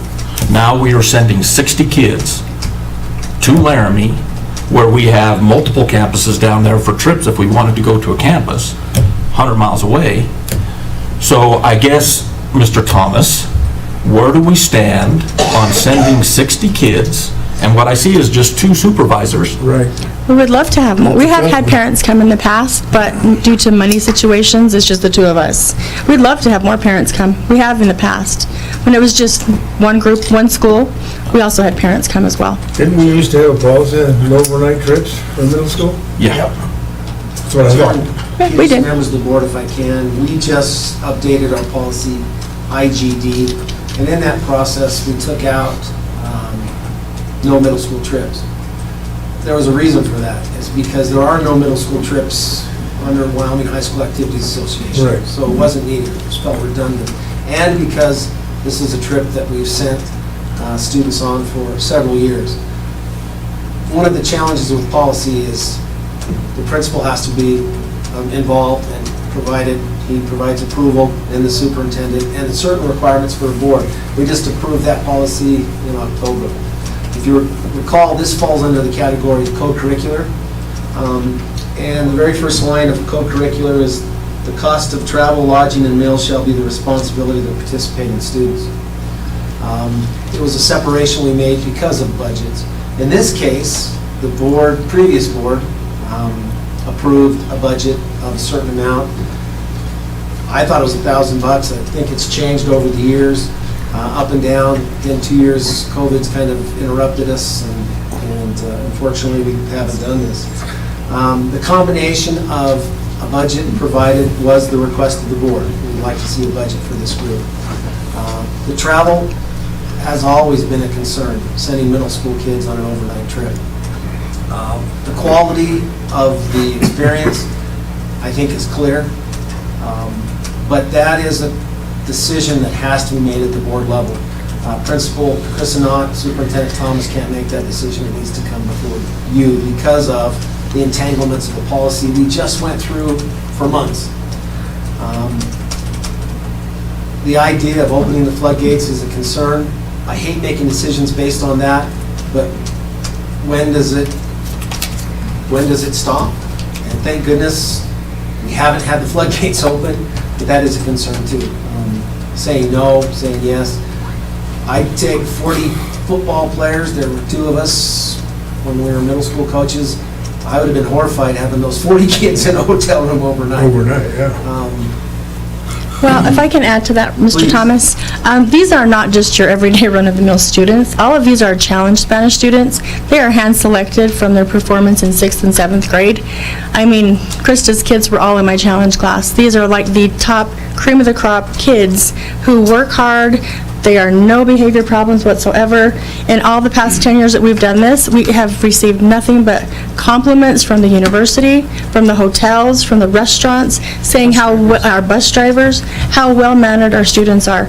In fact, our kids are a standout in the state because they definitely have been taught manners, because we're very picky about that in our classroom. And one thing they pointed out to us one time I thought was just so amazing.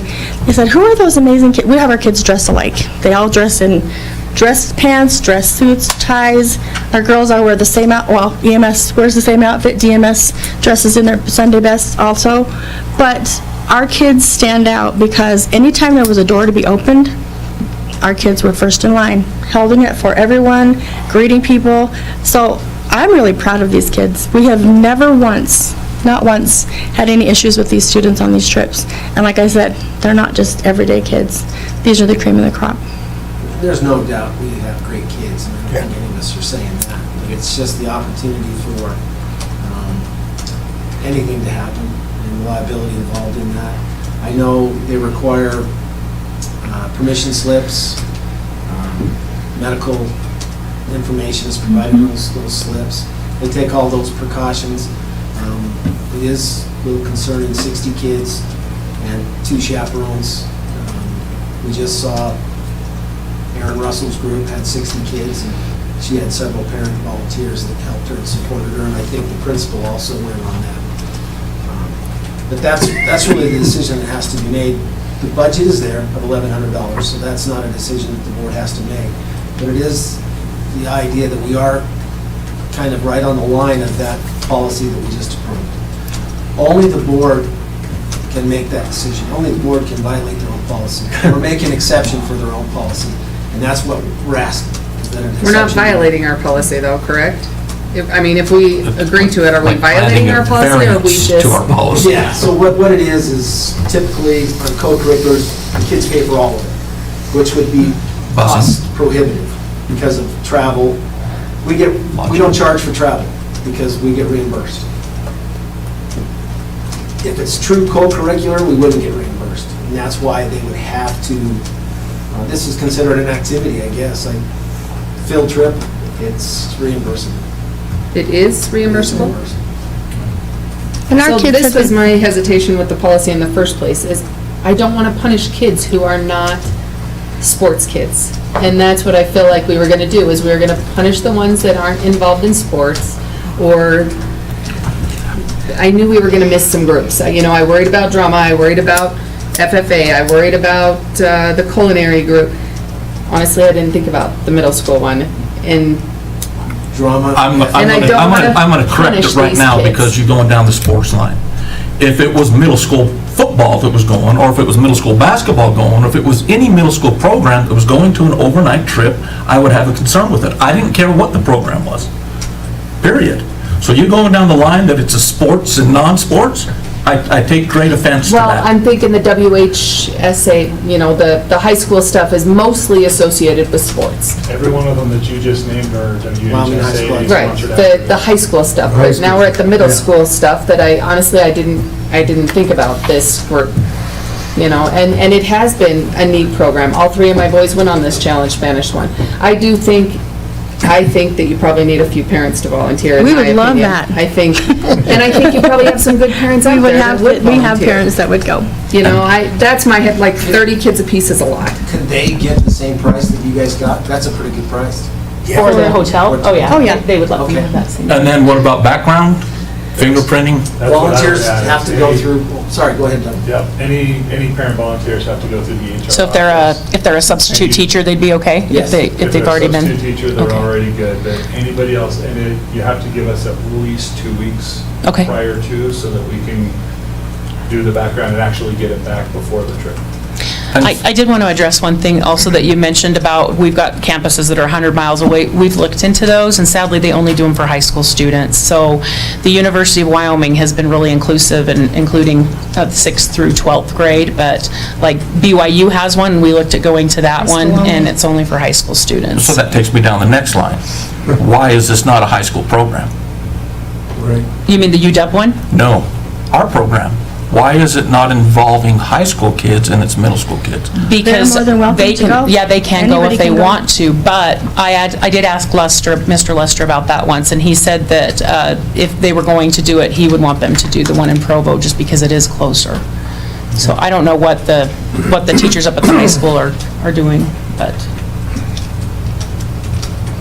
In some ways, this is actually a high school program, and that the 8th grade challenge science program is a high school credit. It is a high school credit. I agree. And 6th graders are what age? What's that? This is 8th grade. These are 8th graders. These are It's just 8th grade? 14-year-olds. Yeah, I thought you said 6 through 8 is what I just They heard. include 6 through 8. Okay. So some of the kids from like Casper will come They that are have 6th young ones. graders. They even have some elementary students that participate now from the, what is that called, Laramie, the lab school. The lab school. But remember, these 8th graders are also getting high school credit. This is their Correct. Spanish 1 for high school. Yes. So, and I think, and I'm just gonna say, we've got 2 exceptional teachers too. Like, And I'm They're not amazing going teachers. down that road. I agree, they are exceptional, but we are dealing with middle school kids on an overnight trip with 2 supervisors and 60 kids. And I dealt with adults, and I always would ask you, why do you get stupid when you go out of town? And now we're We dealing don't with... get stupid. I- We're really boring. We are. So, Well, is there a policy or is not a policy? That's the question. Again, I read the policy that's, I guess, in question now. So we'd have to waiver some of We the... do not have a specific policy that states middle school kids do not go on overnight trips. It was removed as we put this policy together to allow flexibility. If you recall, the way we went is Wyoming High School activity-sponsored events is where we put the focus. Instead of trying to pick and choose other programs. And then with the understanding if someone outside of Wyoming High School activities wanted to come, they need to fall under the co-curricular, which means the students provide the funding. In this case, I am pleased that we're not doing fundraisers. Yeah. That makes me feel pretty good. I'm glad that the state of Wyoming will reimburse travel. I still worry about 60 kids and 2 chaperones. We'd be happy to For take 5 more. years, though. No, I know. And we haven't No had. doubt. I know. Since we have We've done it for more than It that. only takes one accident. My job is to And the worry about liability to the 60 school. kids and 2 chaperones. One mishap in one of those rooms with a middle school kid and us, the liability on our I end. don't think you realize that I'm also concerned for you in this, because it's not going to be Chairman Peterson that gets in trouble if some kid does something crazy. It's your career and your name's on the line. So we want to make sure that this board is okay with this, because that protects you too. That's why I was very clear with Principal Christina, he can't approve this. It has to go to the board. Right. And I know that's a hassle. And if this board wants to say, you don't need to come back next year, I'm good with that too. You have 2 years of this board, then the board will change and we'll have to come back again. That's just the way this works. And I guess the other thing is the floodgates. Does math counts get to go now? Does robotics get to go now? Do we? We always talk about that, is at that point, we may have to say no. I mean, if it's not reimbursable, I think that is going to be a killer. Because you can't understand how expensive it is for a driver. Oh, yeah, and a bus. And a bus for an overnight trip. That would be cost prohibitive. And that's what I like about what the board did. They didn't say they couldn't go. They said they needed to provide the payment. So there is skin in the game from the participants. If we can get some additional chaperones, Well, if I might, yeah. several times we've said 60 kids, 2 people, so how many people does it take to alleviate that concern? Well, on the bus itself, when they travel, you usually have one in the front and one mid. And then you have to have 2 on a bus to keep an eye on it. So they always, in a bus situation, they have 1 mid and 1 in the front. So you're not trying to take care of the I whole. recommend 1 in the back and 1 mid. Well, that's fine, but I mean, they're spaced out. And then the other thing is to make sure that we're not, it's girls and girls in a seat, not boys and girls in a seat, and it's not boys and, it's boys and We are boys. very picky about that. On Okay. every trip we take our students on, it's either boys in the back, girls in the front, or vice Okay. versa. They do not intermingle. Okay, and that's what No, I'm we saying. don't wanna deal with Have that. somebody mid on One other that. thing I would recommend that we found very successful in overnight trips is we have them turn in their phones. 10 o'clock, phones are done, make sure parents are aware that that's going to happen, we give them back in the morning. That's a good idea. What it prevents is coordinating of efforts. So I would basically encourage that if the board approves this. Good idea. And I can easily say, I know these teachers well, I know their program, I'm okay with this group. I'm okay, the funds are there. I would recommend that you approve it. But there's still liability involved in this. If you're willing to accept that, then that needs to be a decision. May I make a comment?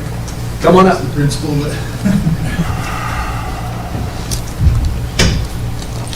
The streaming I people think you can't guys hear will you have to back there. volunteer to go. Oh, that's what I thought he was going to do. Yeah. March 3rd and 4th, right? As far as I know, I could go and I would be willing to do so. Then it'd be my butt, I guess. But no, what I'm thinking is I didn't want to sign that and say, no, denied.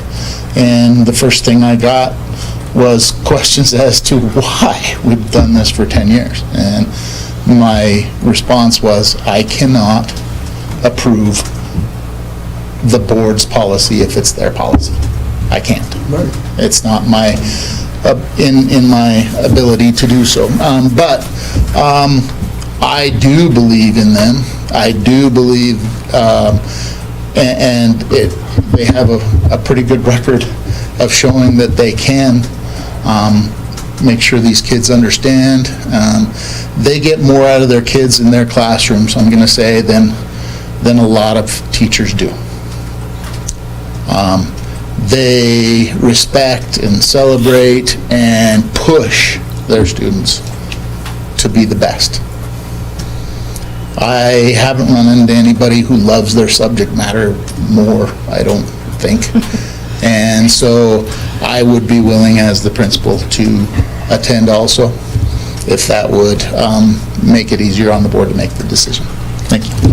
And I want to reiterate, we have nothing against these two. Well, I know that. When you were Neither saying do I. that, when you said that, I was like, oh, no, we have That's nothing why- against the kids, we have nothing against the teachers. Just the idea of sending young children, 60 of them, to Laramie with 2 supervisors. Trust me, I was in middle school. And we went on overnight 6 trips years. in middle school. Yes. Almost 7. But anyway, they got tired of me.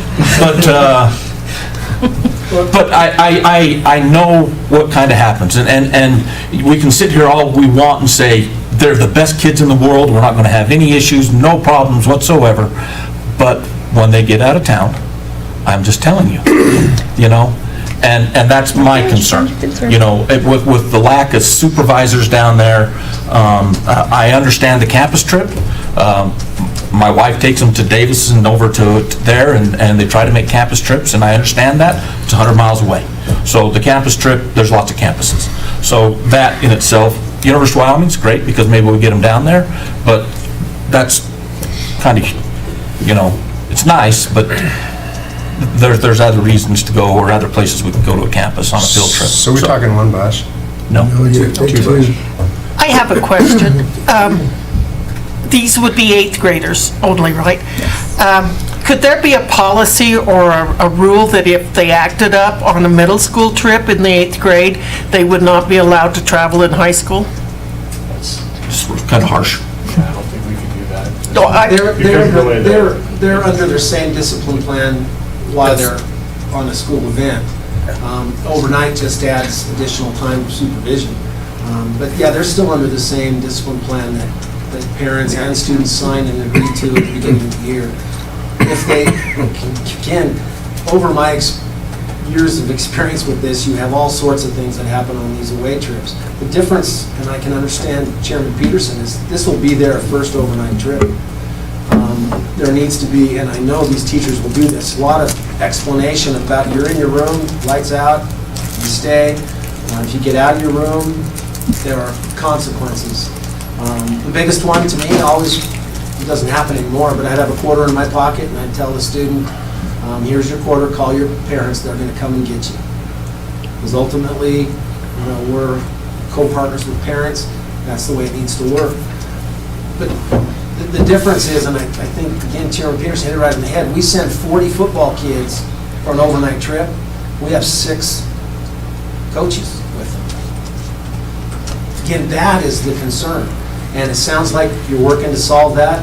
With that, I'm okay. Like I said, if you can get 2 people on each bus as an eye on the prize, I think you're good. So I guess my question at this point is, and we're going to vote on it later, obviously, this is just a discussion item right now. How soon do you have to have your application fees in?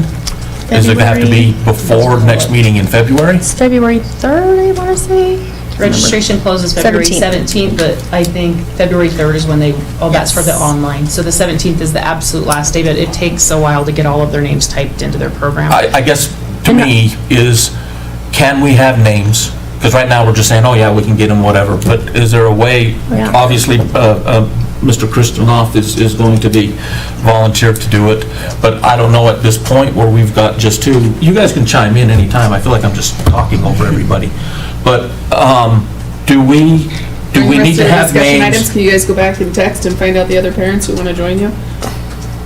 I could, but my phone croaked. And I guess. I can't right now. That's what I'm saying. We can. No, that's what I'm saying. If I got time in February. If we get a commitment that we have multiple chaperones, I think you're good to go. Yeah. They will do it, there's no doubt, they will take care of that. Okay. Well, we're putting our reputation on the line as well. I mean, Oh, this is my absolutely. 33rd year teaching. I'm not going to put my reputation on the line for a bunch of yahoos. There's no way. I won't take them. If they're naughty, they don't go. And they know that from us. Because we take kids, we take this same group of kids all over the place. Every single quarter, we take them to some event out of state. So they already know. They're well-mannered. They know what to expect from us. I'm assuming that the board can say, hey, as long as the following prerequisites are met, we approve this. Yep. And if those prerequisites are not met, then it's out of there. So why don't we discuss what are the prerequisites that we would demand to make that happen and attack it from that angle? Yep. Mr. Thomas? I agree. And Mr. Rigby, maybe you can weigh in on this. How many supervisors would you feel sufficient? Is 6 the magic I would like to number? know. That's my question. What is the chaperone number? I don't know if there is a magic. I don't think there's a magic number, but what would you feel? I think I would be comfortable if you have 2 chaperones per bus. So just 4. So at least 4. Yeah. So us 2 plus 2 more. I would feel comfortable with that as well. With at least 4 chaperones if they have. Already got 3. Yeah, they say 1 to 15 ratio is realistic. Dave? You. No, yeah, I'm good with that too. I just, like I said, we can move forward with it, and we will bring it up with the stipulations that if the board agrees upon 4 chaperones, then we'll move forward with that in the discussion, and we will vote on that later on during our action items. So, And if I can just add one more thing is, these special trips, I'll worry about until you get back then. Yep. Because that's what we do. That's what we do too. We're very You guys are vigilant. high alert. I understand. So, can I throw out another question? We have 2 females. You know the rest of the question, One right? male, yeah. 1 male. Is 1 male appropriate? My husband's also been with us on this trip many times, so he would be willing to go if he's available. So, and he passes all the tests, but he can pass them again. So. So I think we should consider the potential of that 4th person, if there's only going to be 4, should be a male. okay, with that stipulation, and then we'll put that in on our action items, so, and we'll approve it contingent upon that's in place before or on our February board meeting, so. That's also in this policy. And the way it's stated is, in case of mixed gender activities, coach, sponsor, or advisor shall make proper arrangements for travel and accommodations in accordance with district policy and activity participation guidelines. We do expect, even if there's only 2 students going, one's male, one's female, they need to have a male and female chaperone. That's part of policy. Okay. All right. Makes sense. Anything else to discuss? Are we ready to move on? I think everybody's ready to move on. Yep. Okay. So, thank you for anything your else? time. Any We appreciate questions? your time. No. Okay, appreciate your thank time. you. Great questions. We appreciate it. Thank you. Thank you, guys. Thank you. Next on the agenda, Mr. Dennis, quitclaim deeds. Where did Barker go? We just probably went and watched back to the game. Something about ready to play. Oh, okay. Yeah, they're a minute and a half away. Sharon, I think I have the two pictures on my computer. Do you want me to put them up? If you'd like to. All right, I actually have it right here too. Okay. Whatever. So.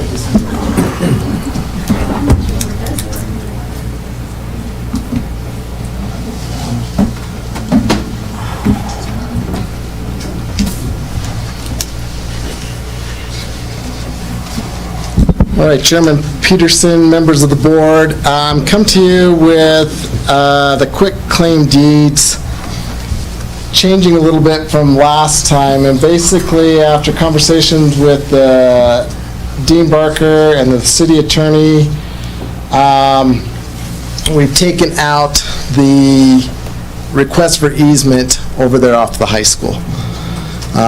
And basically have just come to a understanding that if and when they need an easement, they'll come to us and we'll just kind of take care of it at that time based on kind of what we have. So what we have right now is basically going back to our first discussion, we are going to be receiving back this property here with this small easement of the city having this for basically their drainage, okay? So that's two of the quick claim deeds. So tell us the address, what street? Oh, this is Evanston Middle School, so this is the Evanston Middle School. Yeah, this is the youth center right here. Yeah, so, right behind the old bleachers. Yeah. We have put in the new fence, everything's there, so basically it gives us back that property, which is a win-win situation for us, okay? The other portion is we would actually be swapping land. As you have heard conversations and we've had discussions, American Legion needs to do some work, and they don't want to put any further money into their current field, which is on the high school property, which is actually our field.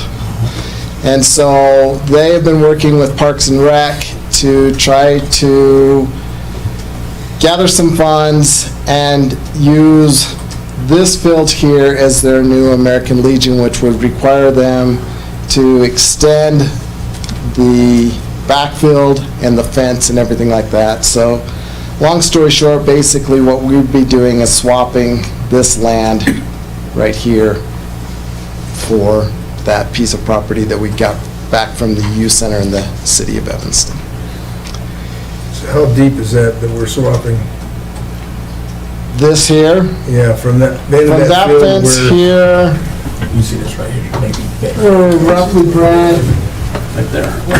So it leaves them the parking here in the From front. the current drive around, huh? Yeah, this way. And then it gives us access back into our property there Right. still. Yeah, we still have our access here. This, as you well know, Right field out. Right. isn't, we don't have any of our own asphalt here or anything like that, so it's not like we're ever gonna use this property for anything. But we're probably looking at a distance from here to here, probably, Off the existing maintenance building to that lot line adjustment, you want to do is 80 feet. yeah, coming from the building this way. So you want to move that field out 80 more feet? Basically, what we will have is 80 feet from our building, No, they don't want it. right here, Okay. to the new lot line. Okay.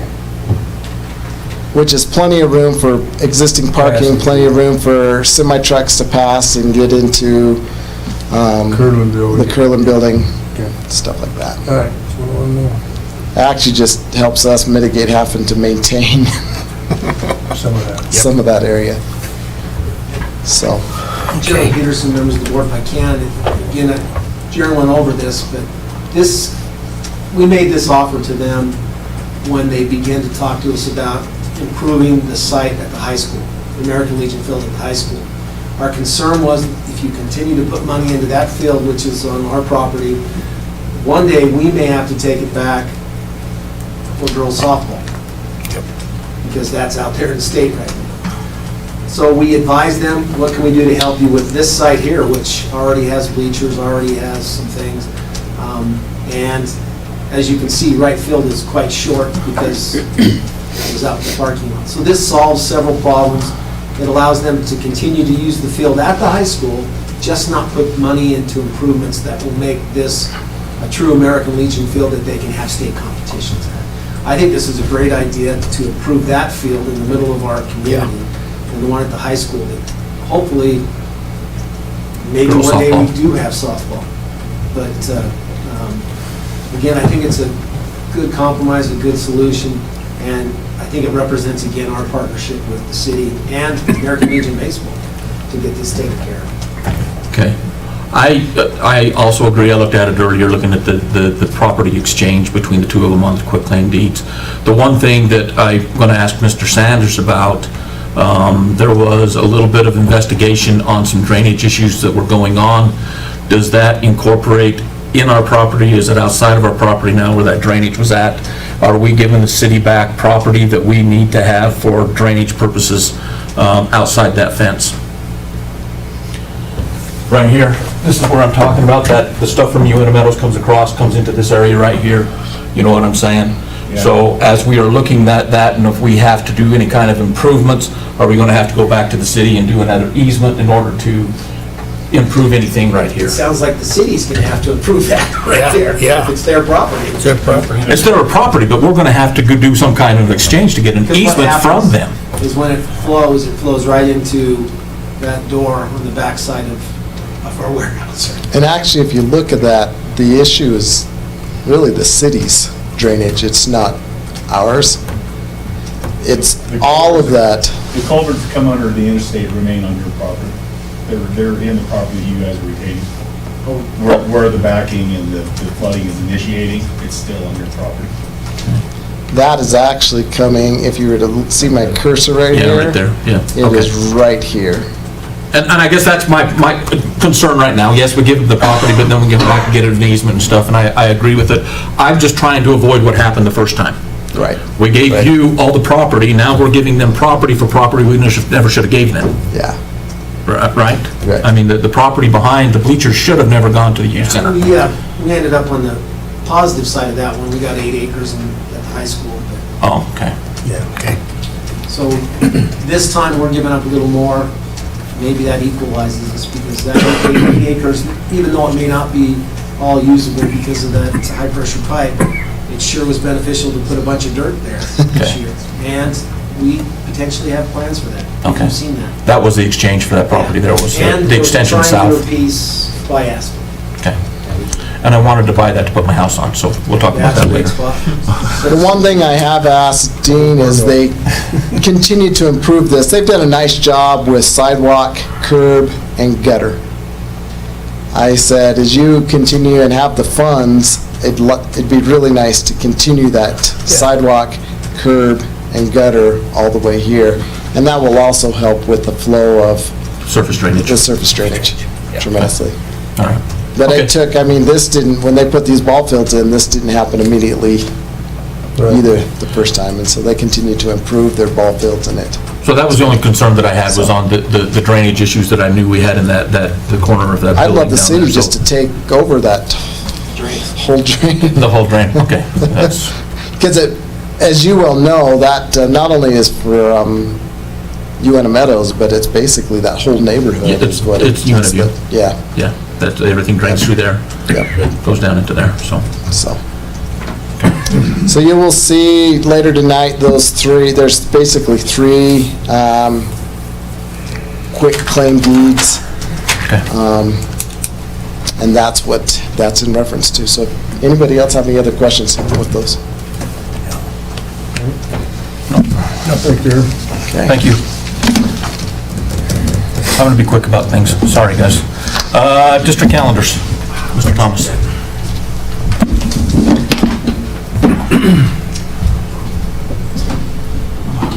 Chairman Peterson, members of the board, this is an annual thing we do in January, as we present calendars. The first calendar that you see is for the 23-24 school year. This was approved last year. It's always approved in in February. These will be approved again next month if you accept them. The 23-24 calendar is almost a duplicate to the current calendar, which is a duplicate to the previous year, which is a duplicate to the previous year. Not a lot of change, and I think that's the way the boards have liked it. There's give and take in this. Again, I was on the original calendar committee in 1988, and it was a nightmare. Do we have deer hunting? Do we have elk hunting? Right. Now it's autumn break. Do we go Easter? Do we go Good Sunday? Do we go the first weekend? We want to start earlier so we get out later. And this is, I think, a good compromise. What we keep is the things that I think we'd like from the calendar. Autumn break is attached to elk hunting. We do take Wednesday off before Thanksgiving. There is 2 weeks at Christmas. Similar to what we did this year. I don't know about you, but I like coming back on a Wednesday instead of a Monday. Yeah. And I think most people did too. Spring break is the first week in April, tied to the first week in April. We do get out, let's see, the last day of school is the last Friday in May. Graduation is on a Saturday. The high school is on a Friday night at Horizon. Very typical. So again, this was approved. You can see 2/1/2022. The calendar, 2024, 2025, I can't believe we're talking about 2025 already, is different. And the reason why it's different is because you add another day in the calendar because there's leap year and the calendar changes a little bit. But basically all the things are the same. Again, first day of school is the last Monday in August. Autumn break is tied to the deer hunt, 14th and the 15th. Thanksgiving is later in this calendar, but it's still, we have the Wednesday off before Thanksgiving. We have 2 weeks at Christmas. The difference with that is the last day of school before Christmas is the 20th. We come back on the 6th. Again, I think people are going to like that as compared to getting out in the midweek and coming back on the 2nd. So, Brian, I have a question. Okay, I'm under the impression that autumn break, we picked that because of the hunting, the elk hunting, and it keeps the high school students. Well, I have a question. On the 14th for 24-25, they have to come back the night of the 15th, which is the first day of hunting season. So I would say more people are going to be gone the 16th than they are the 14th. Is there any way you could split up the weekend? Is it a holiday for parents, or is it to keep the students in school? I guess the best way I can answer that is historically, when I've tried to move autumn break between the first day of the deer hunt and the elk hunt, I've basically been told our families are going to take that week off anyway. Well, they are. Yeah. They are. So we have tried, depending on when the 15th is, because you hit it right on the head, do you go on a Friday, Monday? So we've done that, depending on when the 15th is. We've gone Thursday, Friday, depending on when the 15th is. This calendar puts it in a weird spot. Monday, Tuesday, again, it allows them to travel and prepare that first day of elk hunt. If they're going to miss the 16th, they're going to miss the 16th probably anyway. If they're going, I was almost hung the first time I moved it to the deer hunt because we elk hunt in this community. And that's the 15th. And that's the deer's different. Deer's the first, I think the first. And so, again, this is historically, the board made the decision in the past, stick to the elk hunt, keep it close to the 15th as we can. It's not great, but like I said, they're going to take the 16th off anyway if they're going to take it off. Yeah, they will. That's why I just wondered if we should take the 15th and 16th off. Then you have one day of school, they're going to miss that. They are. Anyway. And the teachers will struggle. Yeah, that'll be hard. So we try to avoid 1 or 2 day weeks in a calendar when we put it together.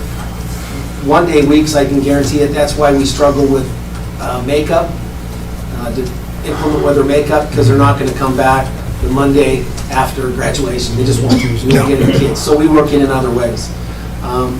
So again, it's not perfect. But that's kind of where we settle. Also, you can see that spring break's a little difference. You have the 31st, but it's still the first week of April. Easter's the 20th, so if you tied it to Easter or Good Friday, you push it way back. So now you have, and it's also probably right during our testing window. And then you have such a short amount of time between then and graduation, so it just makes sense to stick it and keep it on that first week of April. It'll vary back and forth. This starts some weird calendars coming. So how this works, you can see again that we're out on the last Friday of May again. Graduation for the high school is on Saturday. Graduation for Horizon is on Friday night. It's very consistent, different but consistent. Plus, the community's pretty trained to these calendars through the years. It hasn't really deviated much, and it's worked. No one gets everything they want. Right, but this, I think this pretty well works for the community. I agree it does too. Yeah. So you'll approve these next month. Okay.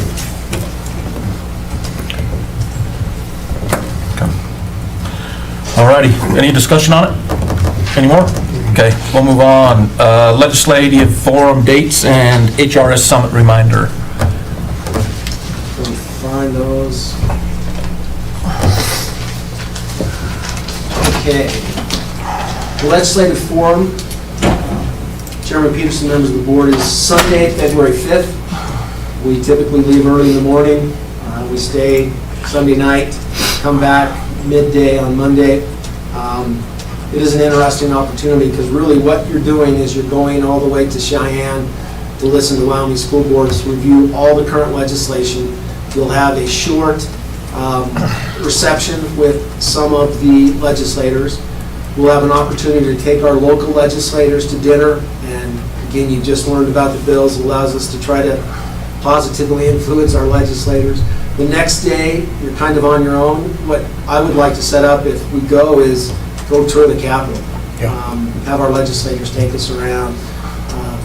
If you do have some serious concerns about any of the legislation, you can try to lobby at that time.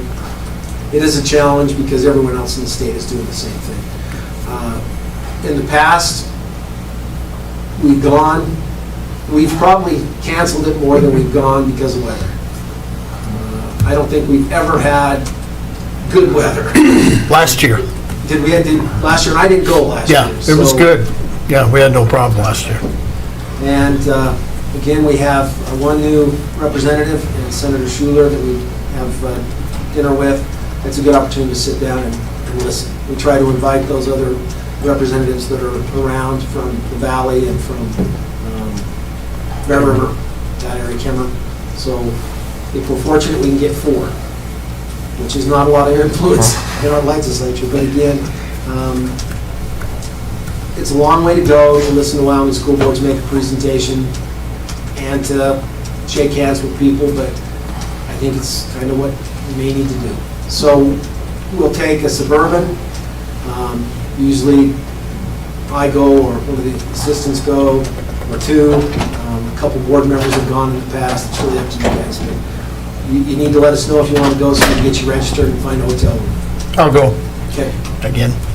Yeah, I'll go again. What day are we getting back? The 29th? Monday. Oh. It's January 29th, right? Yeah. Friday. So it's a week before this You got one. a week before. So just let us know if you want to attend, and we'll start making arrangements. Need to let us know fairly soon. Give us a call. We're back on the Email me either way. 27th. Okay. 23rd through the 27th, right? 24th. Of January? That's February. Somewhere around there. Okay, and the other thing I wanted to remind you about is 3 of you agreed to go to the High Reliability School Summit. That is in San Diego. I wish it was in San Antonio. And that is, we'll fly out on the 24th, we'll fly back on the 27th. Yep. Dan has agreed to go.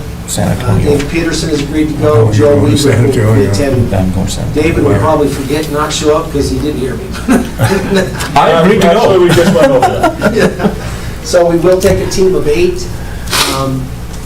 This is a good opportunity. We'll take two building principals, 3 board members, 3 central administrators. It allows us to work directly with the high reliability schools. I'm pretty sure we'll be recognized for our certification. So it's a neat opportunity to sit and listen. It's a pretty impressive individual. We will have another opportunity, I think, in June. Typically, they do one of these in June. Another summit. I'm not sure. Yeah, we don't know, but we always encourage you to attend one of the HRSs or the PLCs. So they're doing institutes and summits. So the summit is in January, there's an institute. I don't know what the date is. So just wanted to make sure everyone knew that that's what's happening. We'll leave 10 in the morning. I can either come get you so you don't have to leave the car, or you would leave from here. And so Okay. we'll report back when we get back and go from there. Any other discussions with this? Nope. Nothing? Okay. So next on the discussion items is the bus lease and financing. So, Mr. Fackrell, are you going to handle it? Is John's not here, so, okay. Let me see if I can find it.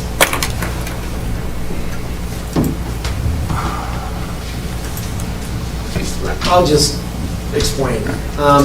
We ordered 2 buses. Takes a long time to get our buses in. We ordered them in March last year. They're still not finished, but we've been notified that they're ready. They will be ready. Well, I guess we're missing the dashboard on one of them. So we need to secure financing. The way we secure financing is we put out a national search for a bid to finance these buses. Again, buses are very interesting because we have to pay for them, but we're reimbursed a fifth for the next 5 years. So basically, they cost us nothing, but up front we have to pay financing for them. And it includes, the state of Wyoming pays for the interest involved in this. So we did get 2 bids. One is a local bid. Let's see if I can. You had First American and Bank of the West. Bank of the West, yeah.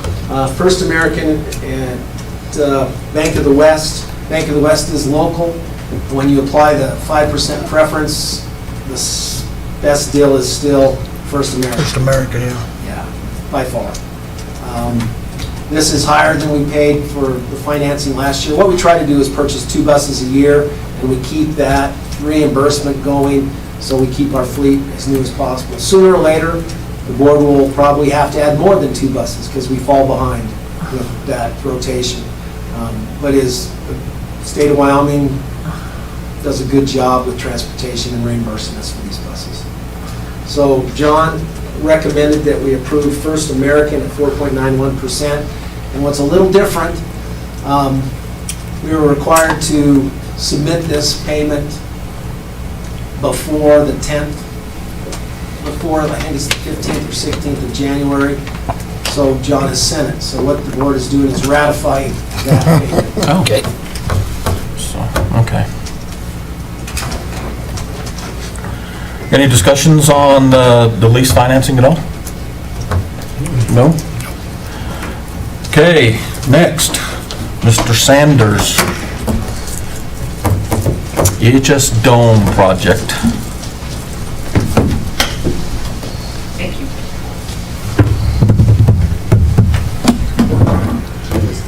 These are the bubbles, aren't they? Yeah, yeah.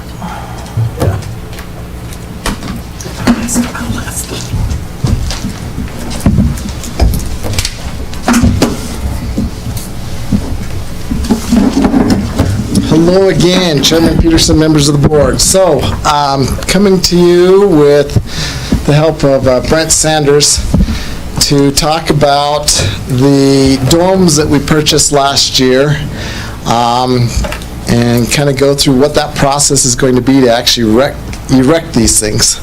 Some people thought that maybe they were like the playground blow-up toys that we have at our elementaries, and you just plug the little air compressor in and they blow up, and within about 10 minutes you've got your domes. And there's a lot more to it than just that. So as Brent's getting things brought up here. So these are the domes that we purchased. There were 3 of them. For our new board members who are here, we purchased 3 domes from BYU last year. They used them during COVID for 2 years. Then they went into boxes, and we had an opportunity to purchase all 3, and so we have purchased all 3.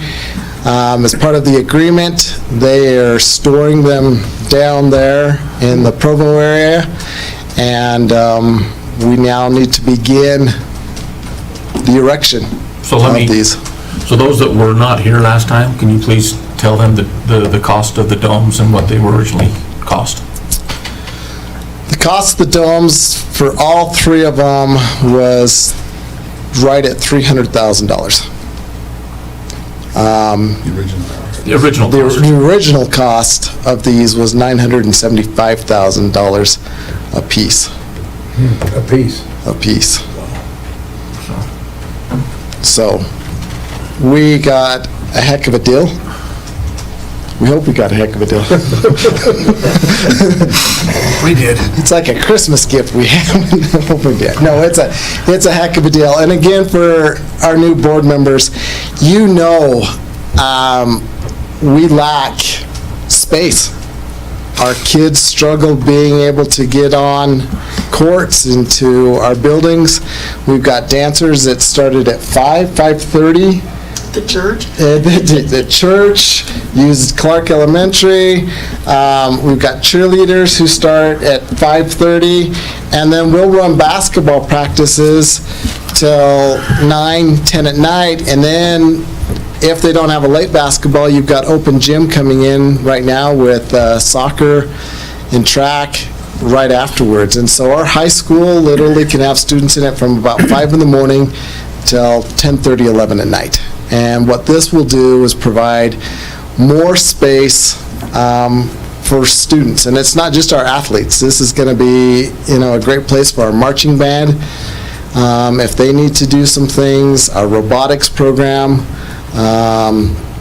if our theater kids need to expand into some areas, it's going to be a multi-use space with a lot of options. And here you're going to see some of the layouts that we can put in these domes that are going to provide great opportunities for our kids. So, and really, once we get to the bottom line, to build what we have as far as square footage, it's pretty cheap. Really, really cheap, and when you look at the square footage that we're going to gain. 24,000 square feet, what we'll end up with between both facilities. Yeah. Director Dennis, just so they understand what they're looking at, that gray area that says Building 2 is actually the shot put, that's sand. So you can see the 3 shot put rings above. That's not the size of the building. No. This is the building footprint right here. And these 2 buildings are identical in size. So about 90 feet wide by 130 foot long. So about 3? Mm-hmm. And one of them's going to remain in storage in Utah? So we'll probably bring all 3 of them up, and we'll store the 3rd one over at Evanston Middle School. And unless the board, after tonight's presentation, would like to move forward with all 3, we can move forward with all 3. My recommendation right now would be to move forward with 2 after we're done with our presentation. At the high school, and the 3rd one is presented to be at EMS. At EMS. On the property that we're getting back from UCSD. Yep. And again, for those of you who aren't familiar with the high school, what you're looking at here is what used to be the old tennis courts when the high school was built. It's the property or the land right behind the scoreboard for the football field. So you can see the football field, and that's the area right there where these 2 domes would be. It's a great place for them. They're actually kind of protected and easy access to and from the school with it there. So that's kind of the site layout that we're looking at. One of the things as we were laying out this site that Brent and I discussed was we love our high hills and berms. And so to the west side of the property there is a pretty significant berm, and if we left that in place, we would actually have to build a pretty significant retaining wall, which means that it would have to be engineered and go through that. So as Brent and I were discussing, I said, hey, we've done this once before. Let's take away some of that berm. And in doing so, it would allow us to better improve that access road that comes down and then widen out our area so that we could actually bring a truck and trailer right down into the areas that you will see, because both domes have roll-up door access. And so this picture here really depicts that really nicely. So we would take away a good portion of that berm, still be able to maintain what we need to, but be able to bring that access road down, improve that, and then everything kind of in that speckled gray will be cement. So a significant amount of cement. And when you see the cost at the end, that's where a lot of your funds are. So the whole pad's cement? Mm-hmm. Okay. Yep. So we will have to do on the backside a short, I wouldn't even call it a stem wall. It's a curb wall, really. It's very similar to the curb wall that's behind on the home side of the football field, the new wall that was put in there. Slightly higher than that, but it'd be the same width and same width. And it'll do a nice job in not only maintaining that hillside, but also give us a nice separation between that and then our pad there, so we can remove snow a lot easier and do the things we needed with that. Because this site is unimproved, that means we do have to bring utilities, which means that we will have to bring in electrical and gas. The gas is for the gas generator that is supplied as also part of the HVAC unit there as well. And so we will have to bring those utilities in, and we already have water on site. The one thing that we were talking about, and I talked to our admin team about, is we'll have these two beautiful buildings, and I can see in the near future where somebody's going to say, where do I go to the restroom? Right. Right now, the restroom would require the participants and the observers to walk back into the high school. We could, to the northwest of that property, look at building a similar restroom facility as to what we've done with the football field.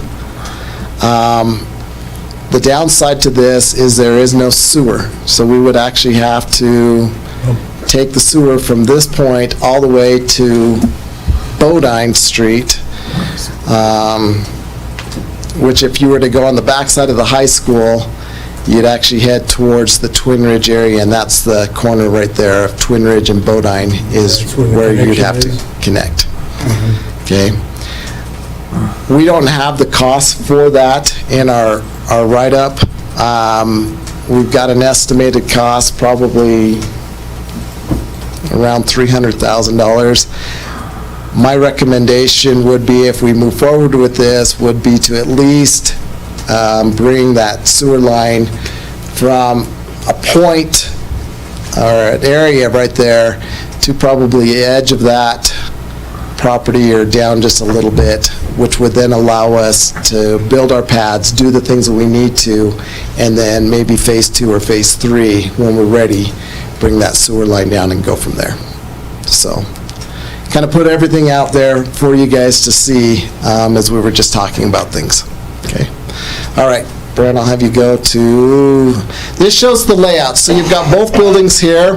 The other thing we talked about that we've kind of designed in here is some sort of breezeway. We don't know if it'll be attached or really detached, but that way it'll allow participants to come into the first building and be able to walk through that breezeway and to the second building, especially during inclement weather or if you're having a tournament and stuff like that, so you're not having to move back and forth out into the weather. And so that's that section right down there that would be connecting those two buildings, okay? You see here the layout of the buildings. You've got your HVAC units on both on the west sides of those domes. The other small gray little icons that you see, you've got the bigger one there, that's the 8-foot roll-up door. It mimics itself on the other building, and then the small ones are exit doors. And then where Brent's pointing right there, and it mimics itself on the other side, is actually a revolving door. And those are 90 by 120? 90 by 130. 130. Yep. Okay.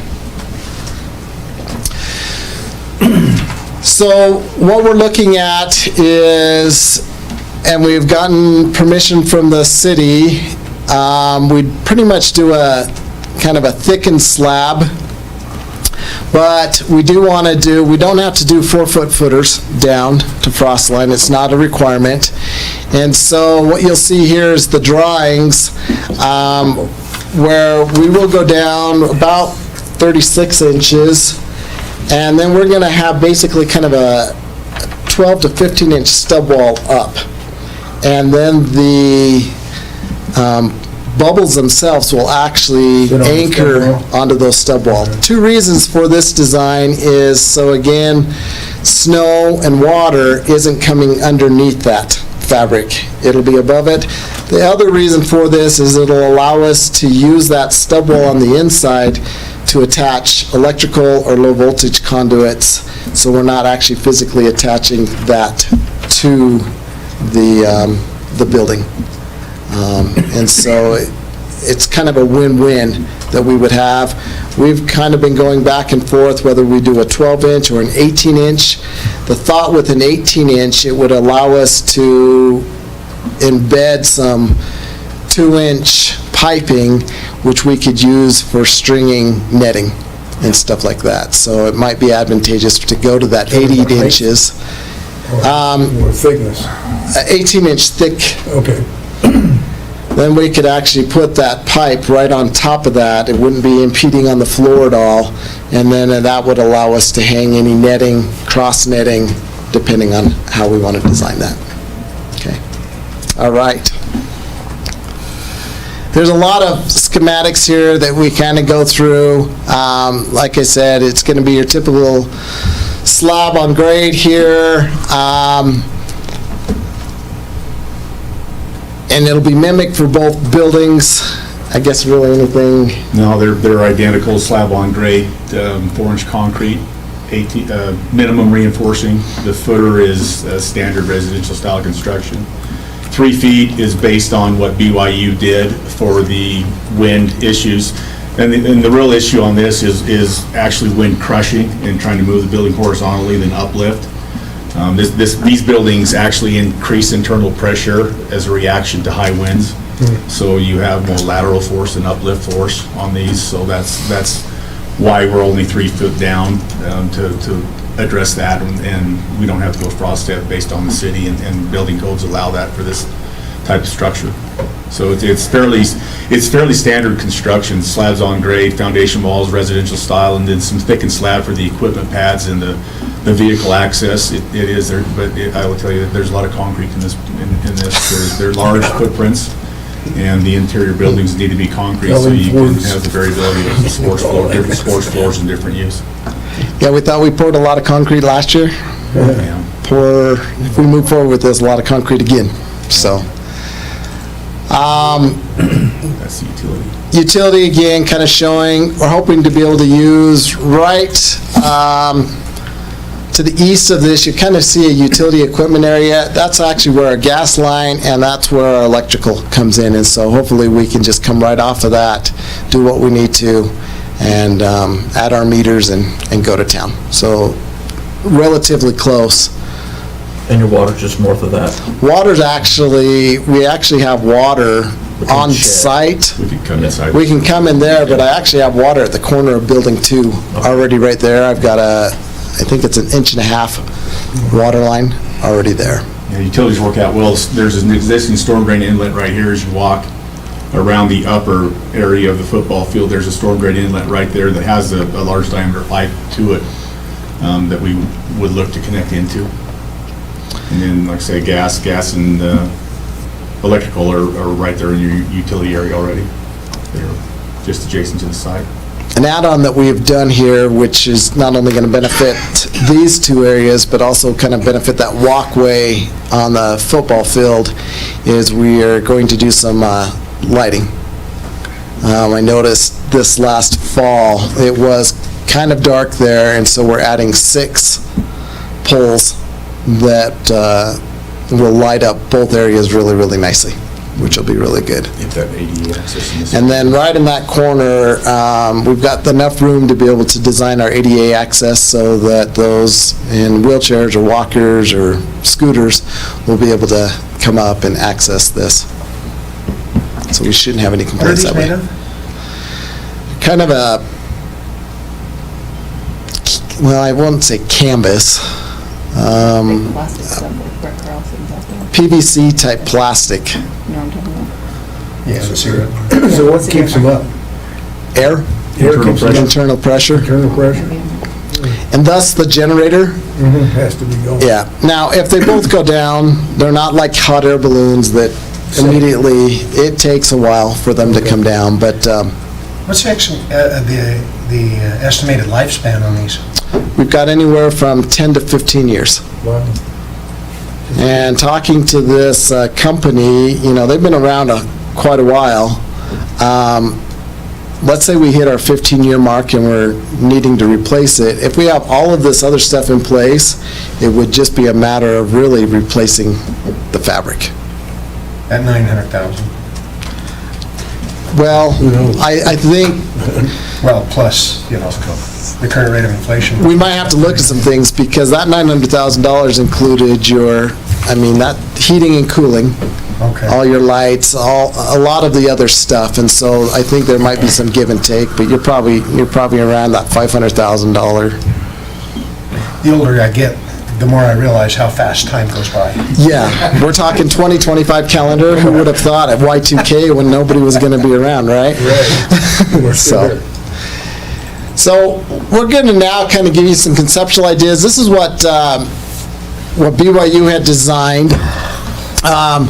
So you can see they had it set up. These are not full basketball courts. Probably good for practice, middle school, but they had it set up so you've got 4 courts, and you still had areas over to the left of each one of these, which also allows for 4 volleyball courts, which can be used for pickleball, could be used for a variety of activities in that regard. We've taken that same idea, kind of... This is the actual physical layout they did on, this is what they did build on this one, so that's why that was in there. Yeah. These are just some... renditions. Just regular size courts, full-size athletic courts thrown inside those buildings, so you can see what... You could have 3 full-size courts. Yeah, those are volleyball courts there. 3 or 4. Standard volleyball, and I don't believe you can downsize volleyball courts, so you're stuck with the volleyball court size. So this shows you what a full-size volleyball court looks like in there. The important thing to remember is the outside areas, there is an unusable area out there because of the sports court vertical edge and how all the door seals tie in flush to the concrete stuff. You want to limit those step-ups and those vertical edges, so there is an unusable area around the outside of the pad, which works well for viewers and outside use, plus the access issues with vertical edges. So if you were doing tournament play, I'd recommend the left side. If you're doing practice, the right side. The left side does allow a little bit more spectator area. This is with full court basketball. Those are full-size high school basketball courts there. Again, you've got, with just the one, you've got a lot of spectator area. With 2, great for our middle school when we do even our freshman tournament. You've got a lot of options. Plus, you've got the high school gym right there as well. And then there's a few people who are into wrestling. I should have shown this. The worst thing they ever put on a gym floor. The absolute worst thing they put on a gym floor. What serves as an athletic surface, but also a sports court? A wrestling mat. Put them down, glue them down. Put them down. A lot of options here. Again, if you've got a lot of spectators, you could have 2 mats going on. Practice, you've got 6. So a lot of flexibility with this. We've already talked about, you can lay turf. We've just got to make sure that we keep the flexibility in the things that we do so that, if we need to roll up an area, we can have basketball. You think about our indoor track right now. Well, indoor track is practicing in the high school in our hallways. It'd be great if they had one of these just to be able to do the things that they need to for that. Spring. Is that concrete, is that a finished concrete that you can put stuff on the floor, you don't have to put anything else on? Oh, you are. You're not gonna play basketball or put your mats on. No, but I mean to put the mats down or... Yeah, it's a finished concrete, we can lay the mats down, a finished concrete that we can lay a sports court, a finished concrete that we can roll out the turf that we have. For those new to the board, we stumbled upon some turf, and we have that in our possession right now. State Hospital, we've got 1 sport court, full-size basketball. And so we already have the startings of some internal things, which is really, really good. Where I grew up, stumbling upon means you stole it. They did. It was a steal. Didn't cost anything, just had to go get it. Just had to go get it. Yeah. Wow. We picked it up. Took the soccer team and... So the next time you come, can you please lay out the artificial turf and then the wrestling mats on that? Be some tough wrestling, but it's possible. Oh, come on. All right, let's get into the nuts and bolts of all this, because it is pretty complex, as you can see. And so what I had Brent do, and thank you to Brent for all of his work. He's been working over Christmas and made him work over New Year's. This kind of breaks down everything of what the cost would be from start to finish, including design fees, our mechanical engineer, our electrical engineer. This one might be better to start. Here's your cost. This is that same breakdown, just broken into the main items of construction. So you have your main items of construction and the total cost. So in this project, you have $612,000 roughly of concrete work. And then you kind of see where everything else, you got your utilities, miscellaneous with your other, you've got some mobilization, we've got some cranes that have to be dealt with, and then our professional services, we've got a built-in construction contingency, so we're looking at about $1.4, $1.5 million. Actual construction. Jared, to construct a new facility of 24,000 square feet, we're at what, 10 million? 10 million.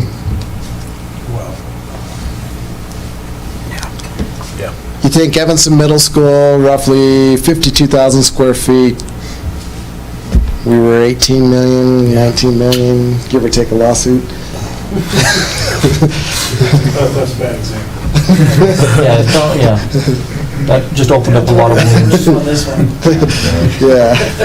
But we had a name for it. It was called It's a Mess, not EMS. That's good. So, but as you look at that, and to your point, Dan, you're $10 million. Yeah. We would be into this slightly around $2 million. And so when you look at what that costs you per square foot, it's significantly lower.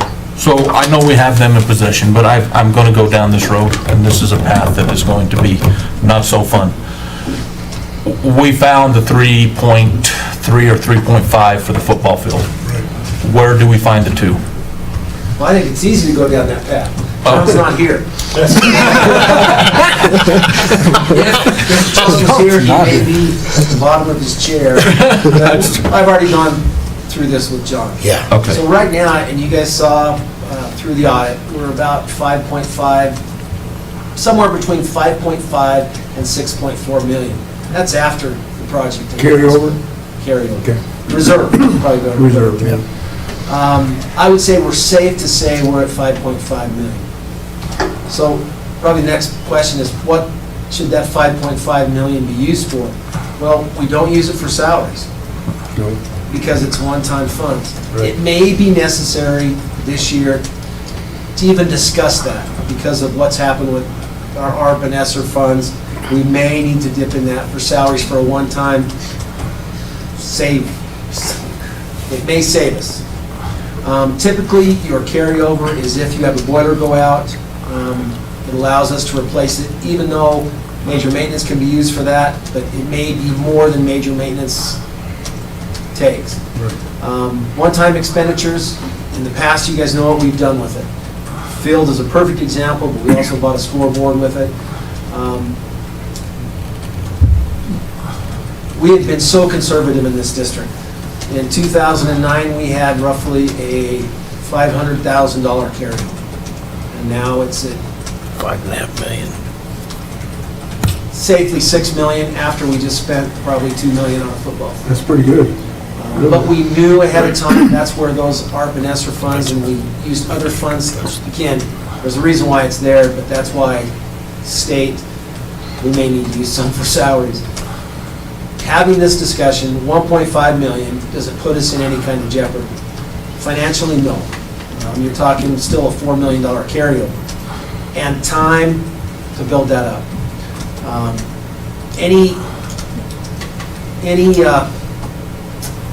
I guess, if we think the lawsuit is going to help us, we're talking 5 years down the road. If we can't count on the ECAs, we will struggle. Declining enrollments, we've down 70 kids from where we were last year. That is significant. But again, you don't use one-time funds for your budget. You'd have to do other things for budget. It would be interesting if John was here, and you guys can talk to him in the future, what he would say. John, and you guys saw it, Money Man committed to the football field. Yeah. And we took care of it, and we're in a good place. He's also committed to this. If it's a need, it's been a need for 22 years. We can go back to that.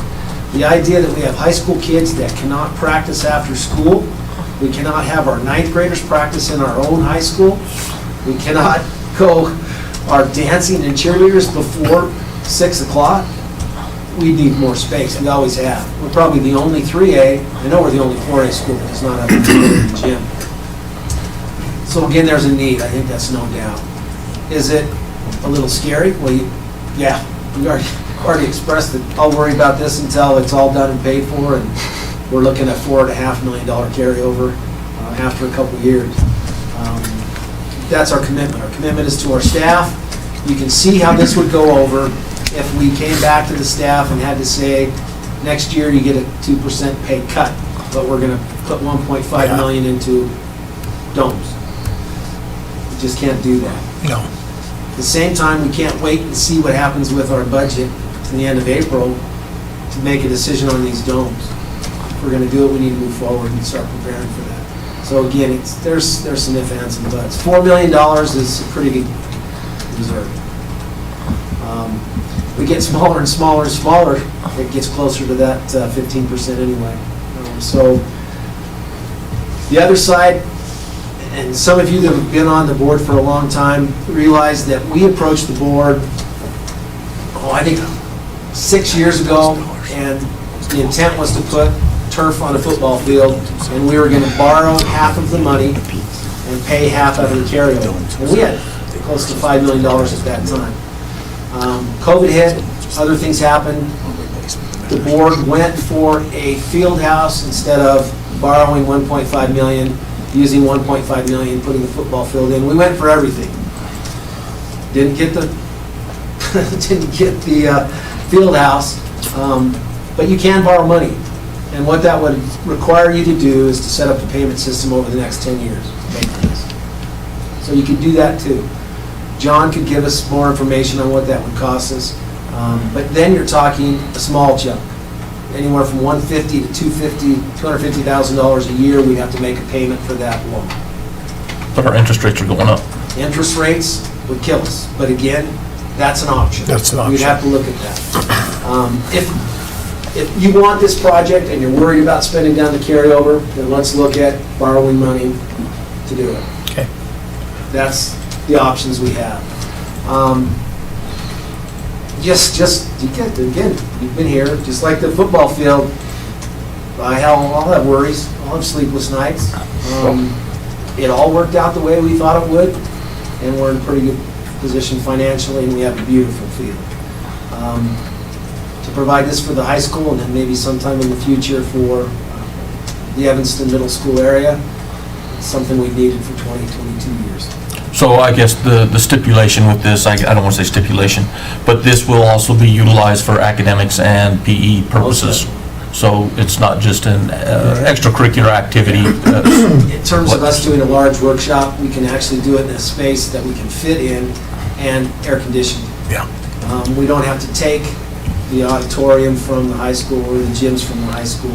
We can coordinate that alone. Even our community, they're dying for large spaces. We rent out basically the high school for a week for the mat camp. We have a women's conference where they could use those spaces as well as our gym and not kick our own kids out of our own weight room and gym for that. How about What I see is we're excited that we're going to have a soccer field. We have 3 feet of snow on that soccer field. But when are we going to get it? Those soccer kids are coming at 10:30 at night and practicing, maybe 9:30. I don't know what the time. They're practicing right now in the gym. There's no place else to put them. So it's definitely needed. And there's damage that happens. I mean, you want the kids there, but anytime you've got balls that are flying, it's creating issues, and these domes would mitigate some of that. So what I see, there is a action item to allow us to move forward. So moving forward, we'd have to begin the bidding process. And again, the board approves those bids as we move forward. If we see these prices spike, then we may not be able to do it now. There will be a cost because someone will be doing work moving forward with this. But again, the board has final approval of all that. Exactly what we did with the football field. He gave us the trust. Hopefully you see that we were trustworthy. We have John in our pocket. He's not going anywhere, hopefully. And he'll take care of us financially. So assuming you got your check, what would the start and finish dates be? Start would be tomorrow. Finish date, we would anticipate August 1st? Come on, man. August 31st. An optimist. Well, there's not a lot of dirt work involved with it. I mean, it's fairly flat site, other than your berm on the one side. You got a little bit of removal for topsoil and different things we're going to have to waste out of there, but The size of Rhode Island. Yeah, there's a lot of concrete. There's a lot of concrete.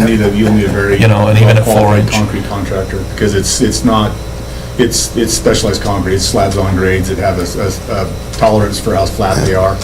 So our elevations really matter, flat. Could you do like one at a time instead, or is that, I'm not a construction person. So that was a great question, and Brent and I actually talked about that, knowing, hey, what would the cost be? So your cost to do one of them would be about 2/3 the cost on that first one. And the reason why is everything you do in preparation for one. You have to redo for the second. Yeah, to redo for the second. And A lot of pump trucks on the concrete, and there's be a substantial amount of crane work on setting the domes. So am I hearing that this thing would be ready for use by, for the 2024, fall of 2024?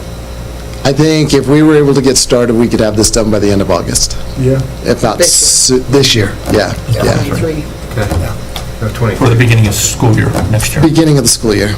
And my biggest, one other recommendation I would have if we move forward, you look at that $612,000 for concrete, my recommendation that would be that we actually go out to bid for concrete itself as a separate line item, because there's some stipulations that we can put in there, and one of them is, this is our expectation on what our concrete needs to come in. They've got to do their own testing instead of us doing the testing. And there's some assurances that come in, and not only if we have the concrete here, but we tend to end up having to need concrete in other areas for other miscellaneous projects. We would be able to have that same concrete price for the whole year. So we would look at bidding, hey, concrete for Uinta County School District number 1 is $700, whatever, comes in. And then that way I can look at other projects and know exactly, look, it's going to cost me $700, and that's really high. I think they will, yeah. I think if you put that out as a one-year supply contract for the school district, I think they'll both bid on it. You put some stipulations on it, and you'll Might end up with better numbers. You'll stop general contractor markup on concrete. You won't have to pay sales tax on concrete. And then, like say, you can force them to test the concrete before it comes to the site, and then truly do owner acceptance concrete testing just randomly if you want. But that way, if concrete shows up to the job site, they've already pre-tested it, and it better meet spec. It's not on. Yeah. You would have to put some stipulations in these bids saying that the owner's going to supply you plan, if there's 800 yards of concrete in, you're going to say, we're going to give you 800 yards plus 3%. Anything over that, you guys pay for, or 5%, whichever reasonable tolerance. So I guess as far as materials are concerned, and I didn't look at it, what is your typical section as far as subgrade? Do you have crush base? Do you have 4 inches, 6 Yeah, inches? it's just typical, it's like sidewalk construction, basically. It's a 4-inch subgrade and 4-inch concrete inside the building. Outside, it's going to be 4 inches of crush base with 5 inches of concrete because of the traffic. You're going to have vehicle traffic around the outside. I guess if we're going after materials, do we go after more than just the concrete? You could. You could go after crush base also. I think with crush base, because there is on-site work they have to do to prepare it to accept it, that might be a little tougher than concrete, because concrete shows up and the most you can do is add an air pack or add water to it, where crush base, it's vibratory methods. The water you add is the subgrade preparation that you have tied into the crush base that makes that a little tougher to do. But concrete is a very, it's pretty tightly specified, and it's supposed to show up in a pretty, known condition.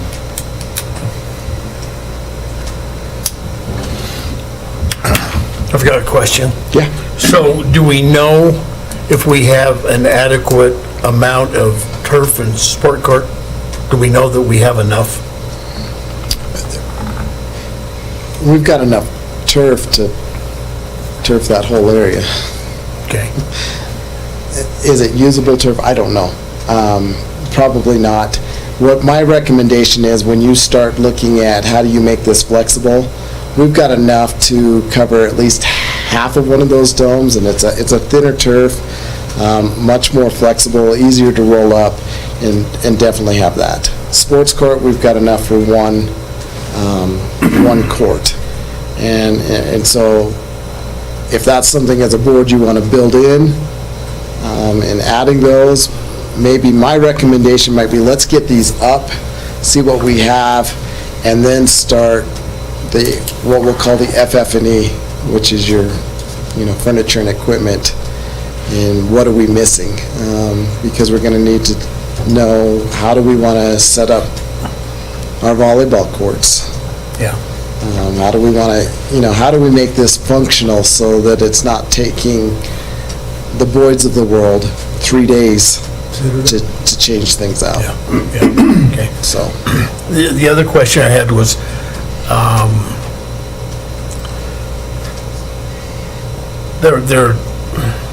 I'm still intrigued by the fact that we could put the third one up to get it up, since they were here to construct it. We got it up. Don't necessarily need to do any more, but I think there needs to be some discussion with that. I mean, if my understanding is the guy is going to come, and it's $35,000 to erect each one. Mm-hmm. So how much more would it cost us in, I'm gonna ballpark taking 23, that $1.4 million. You take 2/3 of that is what it's gonna cost us at EMS.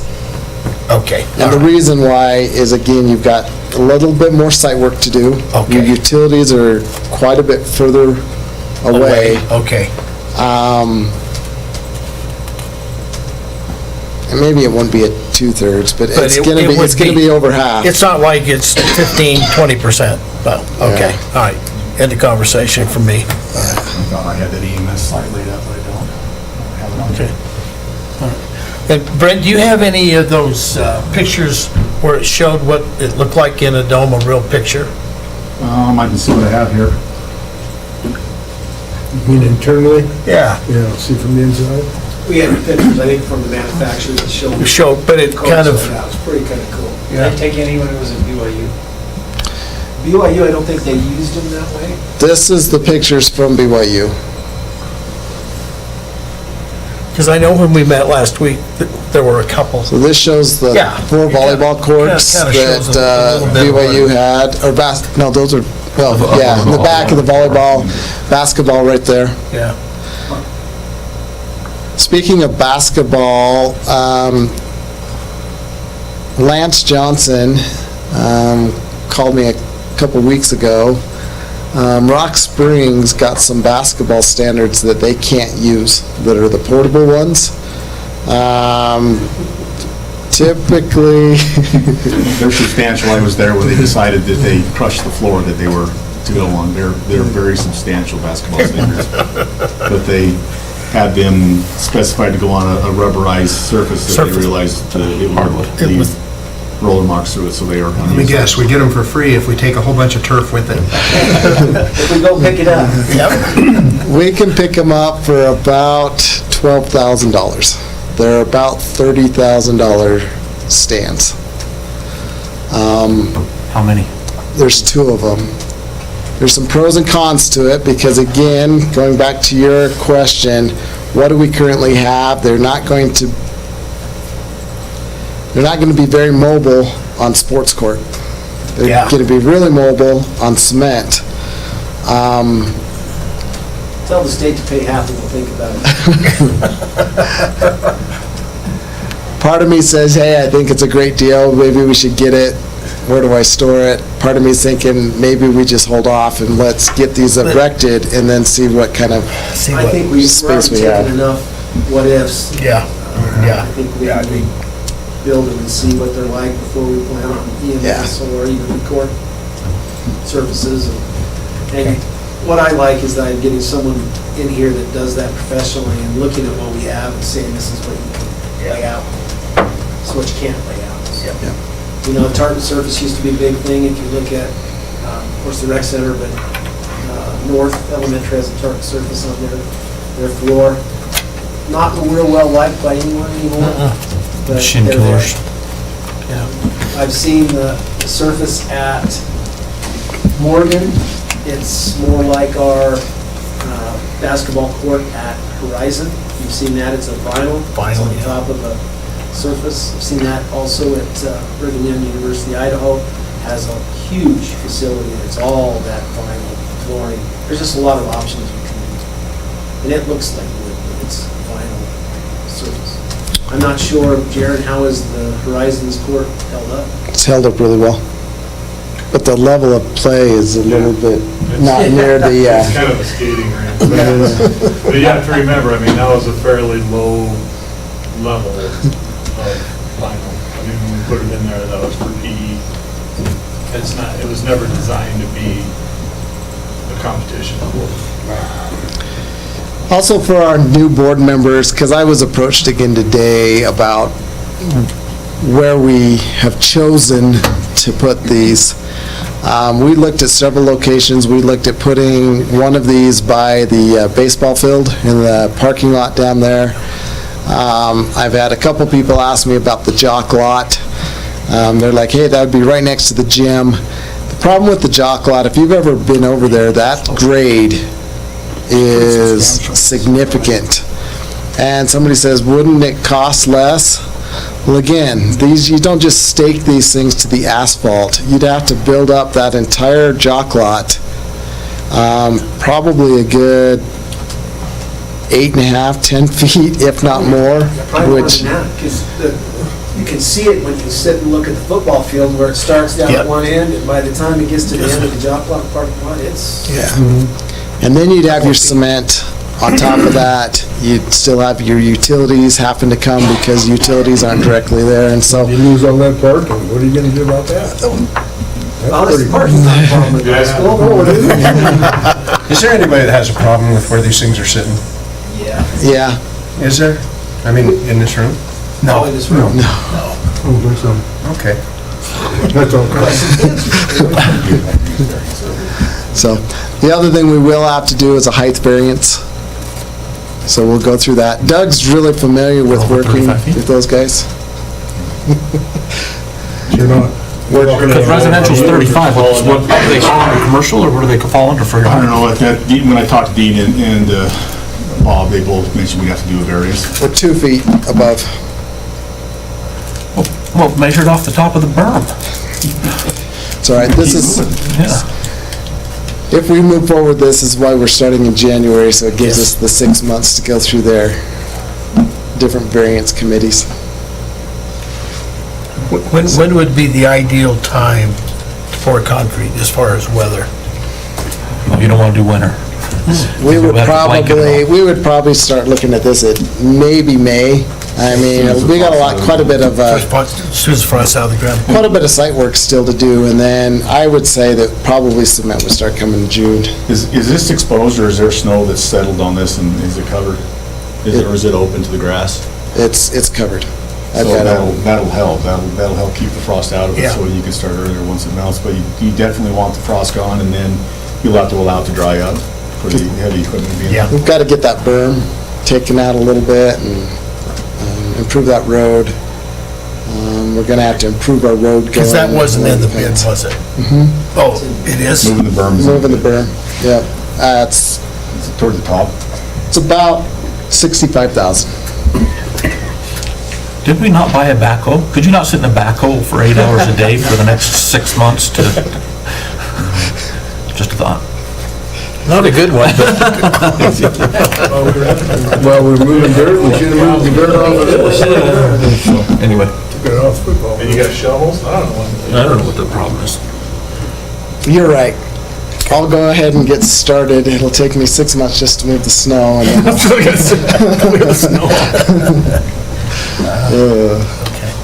Cool. Any other questions? I know we took a lot of time with this, but I really wanted you as a board to kind of see the scope and help people maybe realize, again, these aren't just blow-up toys that you stake a couple stakes in the ground and go to town. They're significant, and there's some construction that's part of it, but they're gonna be valuable and useful, and I mean, it's a win-win. So how many square feet did you say between the two of them altogether we gained? Probably, what are we, almost 24,000. With the two? With the two. It's like 23.8 or something. It's really close. Yeah. So let me ask you a question. Is there a significant ongoing maintenance cost with these things, including keeping them blown up for 15 years? Yep. You've got your typical utility costs that'll be part of it, and because they're cooled, your utilities are going to be a little bit more. As far as maintenance on the outside and inside, I don't know a whole lot about them, so I have not done my research on that, Brian. We were told today that there's a local individual that has one out by what do you use? It's out Whitney Canyon. Whitney Canyon. There's one out. What about out here by the The one out Whitney Canyon's not inflatable. No, it's not inflatable, it's rigid. That's why we. I don't know of anybody that's got an inflatable one. Merle thinks the ones by Sulphur Creek? Yeah. They're not Both of inflatable. those have rigid frames. Yeah, they're rigid frames inside those. But they just put them They up. might be similar tarping, but they're all framed. They're not a. This had a frame too. No. They have cable systems that go through, that's a support system, they anchor them down, but they're positive pressure from the inside.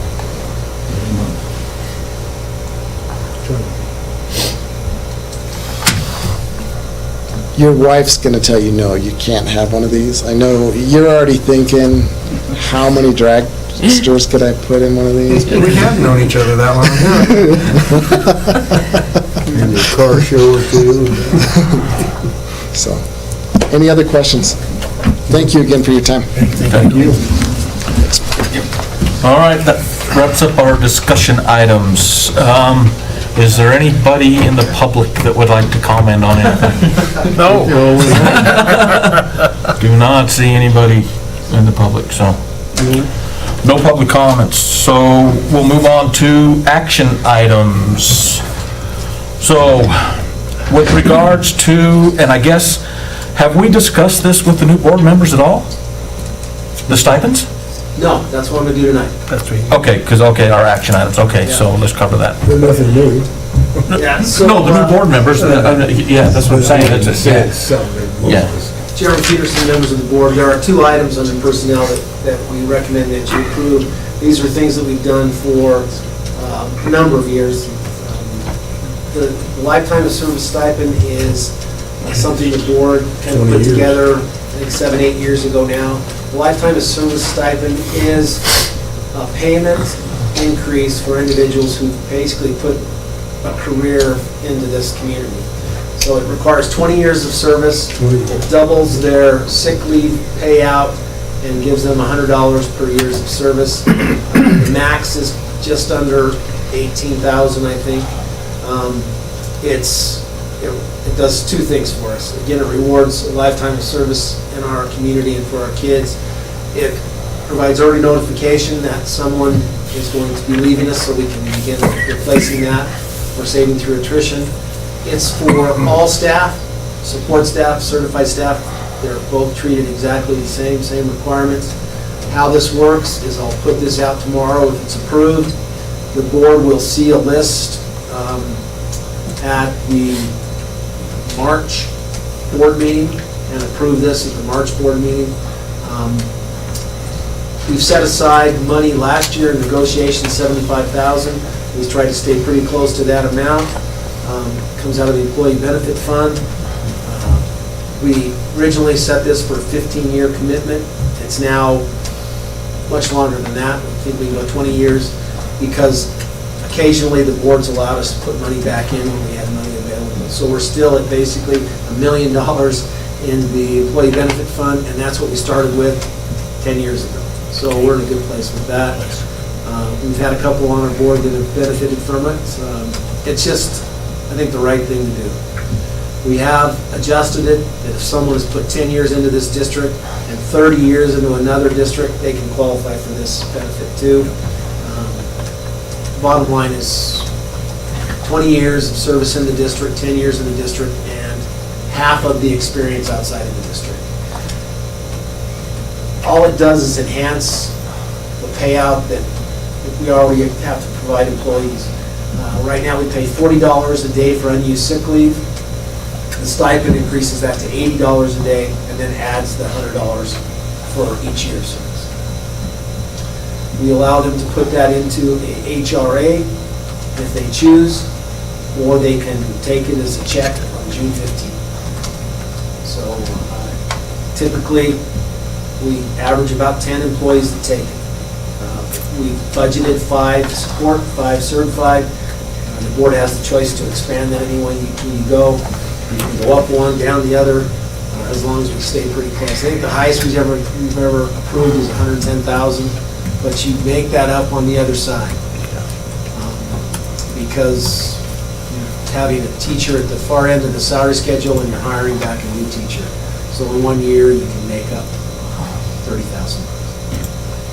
So it's a good thing. We recommend that you put this out to the staff. And again, board has final approval one way or the other on this in March. The employee, once the board is approved, has 3 days to decide if they want to resign or retire, It does require that they not only have 20 years of service, but they retire in the state of Wyoming. Retire from our school district. They can go to another school district in the state of Wyoming if they choose, but in terms of us, it is a notice of retirement, so we can move forward. The other notice is called early notice incentive. Bottom line, same things. We do all our hiring in March. They have till the end of February to notify us that they're not returning. Certified staff and support staff, if they notify us, say they have 10 years experience, they know they're going to go with their spouse to another location, we'll pay them $500 for giving us early notification that they're not coming back. All our job fairs are basically in the first 2-3 weeks of March, and if we don't get first dibs on some of those teachers in March, we're not getting them. So that's where we are. Hopefully that can. Mr. Chairman. Thank you. I move that we approve the early notification incentive plan and the lifetime of service stipend. Second. So, any discussions? There is one on here real quick on item 15 in your document here.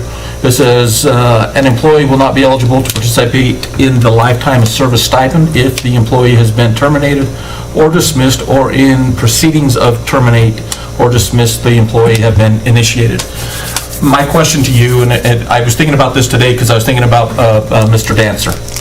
So, Mr. Dancer, who worked for us previously, if he goes and takes this early stipend from us, is there any restriction from them coming back and saying, hey, now I want to come back to work for this district? There is. Do they have to refund us for that? No, if you look at, I believe it's the last paragraph on the lifetime of service stipend. Again, it allows all the flexibility to the board. Let's see. Certified rehire. Certified employee who elects the lifetime of service stipend and is approved for such by the board is not subject to certified rehire for 5 years from the date of board approval. The board may waive this section if it is determined to be in the best interest of the district and different circumstances, compensation arrangements are made. This does not include substitute teaching for UNT County School District Number 1. So if our retired teachers want to substitute, they can. If they want to come back, they can't come back to the same position they left for 5 years. We've had several situations where we allowed them to come back. Alan Dancer would be a good example. We didn't have a teacher, he was willing to come back for a year, he can continue with his retirement. The state allows that. We pay what they call penalty, which is the amount we pay for his retirement anyway. So we have several teachers that brought it to the board have approved it. We had one elementary teacher that taught for close to 30 years. He came back, we approached him, see if he'd go part-time. He goes roughly half-time now. Different assignment, not the same compensation, board approved it. I think right now that's the only exception to this policy, but the board has that flexibility. Okay, all right. I guess I should have kept reading, so. There it is. Well, I went down through that, so no, that was in there, so I appreciate that, thank you.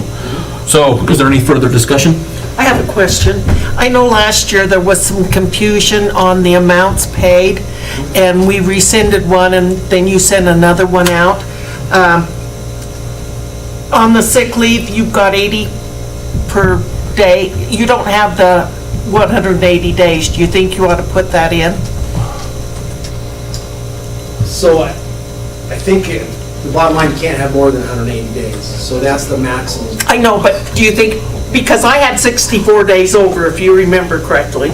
And that was our other policies are very clear about that. You only can have 180 days. But I'm saying, do you want to put up to 180 days in this so they know?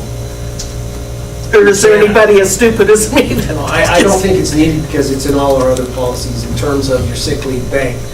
What the district has allowed to do, you should have gone from 180 to 191 and it never should have got more than that. So your bank maxes out at 180, but your current school year would give you 11 days. Basically, you'd be crazy not to use those 11 days. The reason why we do that is for the leave incentive. So it should have gone back to 180. One of the things that's a challenge is once a benefit is earned, it can't be taken from you. So that's why we pay it off at $40 a day. But yeah, that's the only time we bounced into that, because most people take leave. Some people didn't take any. So it is clear in all our other policies. Okay. So any other discussion? Question? Question? Dave?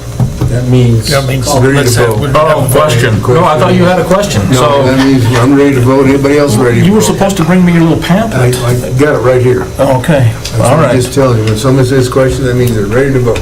Okay, thank you for... Sorry. All in favor? Aye. Any opposed? Ayes have it, motion carries.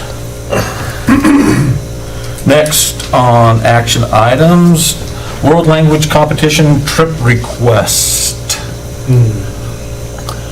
So, Mr. Chairman, do I have a motion? I'm going to make you a motion. Okay. I move we approve the World Language Competition trip request with a stipulation they have chaperones, or what do you want to call them, at least two genders, male and female. And no At less than least four four? of them. No less than four. No less than four. 2 men, 2 women. 2 men and 2 women. Second. Okay. I have a motion and I have a second. Any discussion? Brian, you were the second. All in favor, say aye. Aye. Any opposed? Ayes have it, motion carries. So, will you notify us, or will we have them notify us by February? Yep. Okay, Well, Principal Chris and I will deal with that. okay, thank you. Appreciate that he's willing to go. That does It helps. Okay, action item C, approve second reading concussion protocol. Do I have a motion to approve the second reading? I have a couple questions, and I apologize because I was not here for the concussion part last month. I have a couple concerns, I guess I would say. The first one, well, I guess the main one is I talked with both Corey and Bailey afterwards. Neither of them realized they were going to be listed on there as a person specialized in concussions, and they don't want to be listed on there that way. She said, you know, we didn't even get to reread this policy. In fact, I don't think, they had about a 10-minute meeting, and I was seeing patients, so I couldn't meet with them. And they both said, we didn't even read the rest of the policy. We didn't know it was completely done. So they are... It's not until today. Well, And I didn't know they were had- hoping to read through it, and I don't know. I don't know how we can do some kind of training, because you have got a lot of other providers too. We have 2 pediatricians in town that really should be top of the list as your concussion. I have a feeling that protocol it was people. those who responded back to the I think it was those for the 10-minute meeting when they went through this, and so 2 of them are very hesitant. They're like, wait a minute, that 10-minute meeting did not make me the expert. So I think that Well, I thought needs they- to be again, changed. I wasn't at that meeting. I assumed they picked individuals that had certificates that are not the case. Yeah, not the case. That's They just easy- were there in the easy meeting. to remove the list. The list is more of a service to our students than it was for anything else. And then my other... What we could do is keep the comment on that we're going to make a list and send out the policy to providers and see who would like to be. And my other concern was, I think it was on page 3. I was trying to find it again. Is it of JJIF or JJF? Oh, JJIF, the during activity. A couple of the... That's JJIF-R. Oh, -R, sorry, yes. I know, there's a whole lot of letters on there. A couple of the no-go signs and symptoms, which I really liked, but one of the things that are mentioned in there is like the fencing posture. And I don't know that it needs to be in the protocol, but if someone's posturing, it's not just a no-go, they need to be in the ER. That's a sign of, you know, you're impending doom, you're gonna die. They need to probably be seen and treated in an ER. I don't know if we're just gonna be like, okay, let's sit on the sideline and wait it out a little bit. I don't know. I guess, I think there's an assumption that, and that's the whole part of this policy, is that if they need care, they need care. And that's what I've gone through this and put this in the format of board policy, so I did make some changes. Are you looking at the one that's in board docs? Yes. What we've tried to do with this policy is, of course, definitions. As I understand it, the way it was put together with information from, I guess, the latest and greatest. The NFL was one of the sources. She quotes several sources in this. It does identify pre-activities, during activity, and then And that's the one right there I was looking at, was like the during activities.